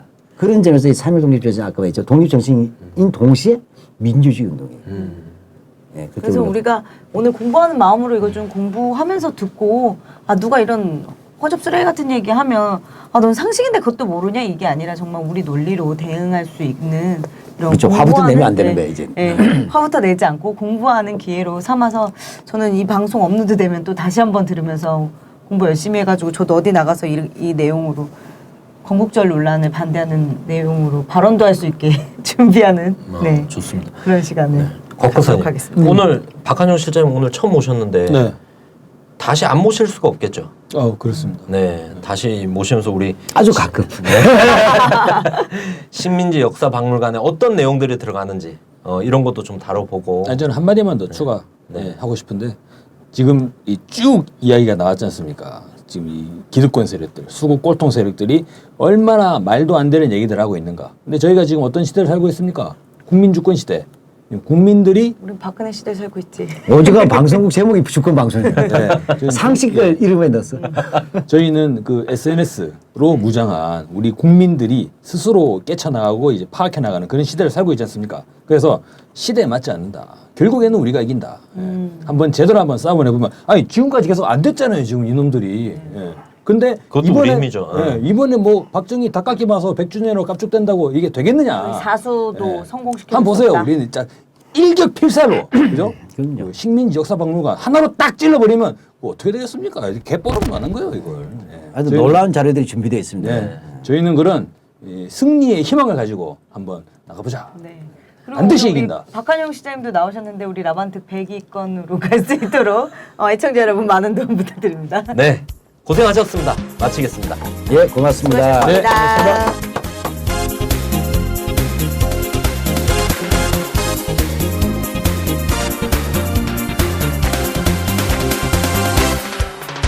나라를 팔고 민족을 팔아 한몫 챙기신 부자 아빠들 돈도 대물림 땅도 대물림 권력도 가진 부자 후손들 일본 장교가 대통령하고 친일파 후손들이 떵떵거리니 일본 놈들이 망언을 하고 이 나라 없인 여기며 조롱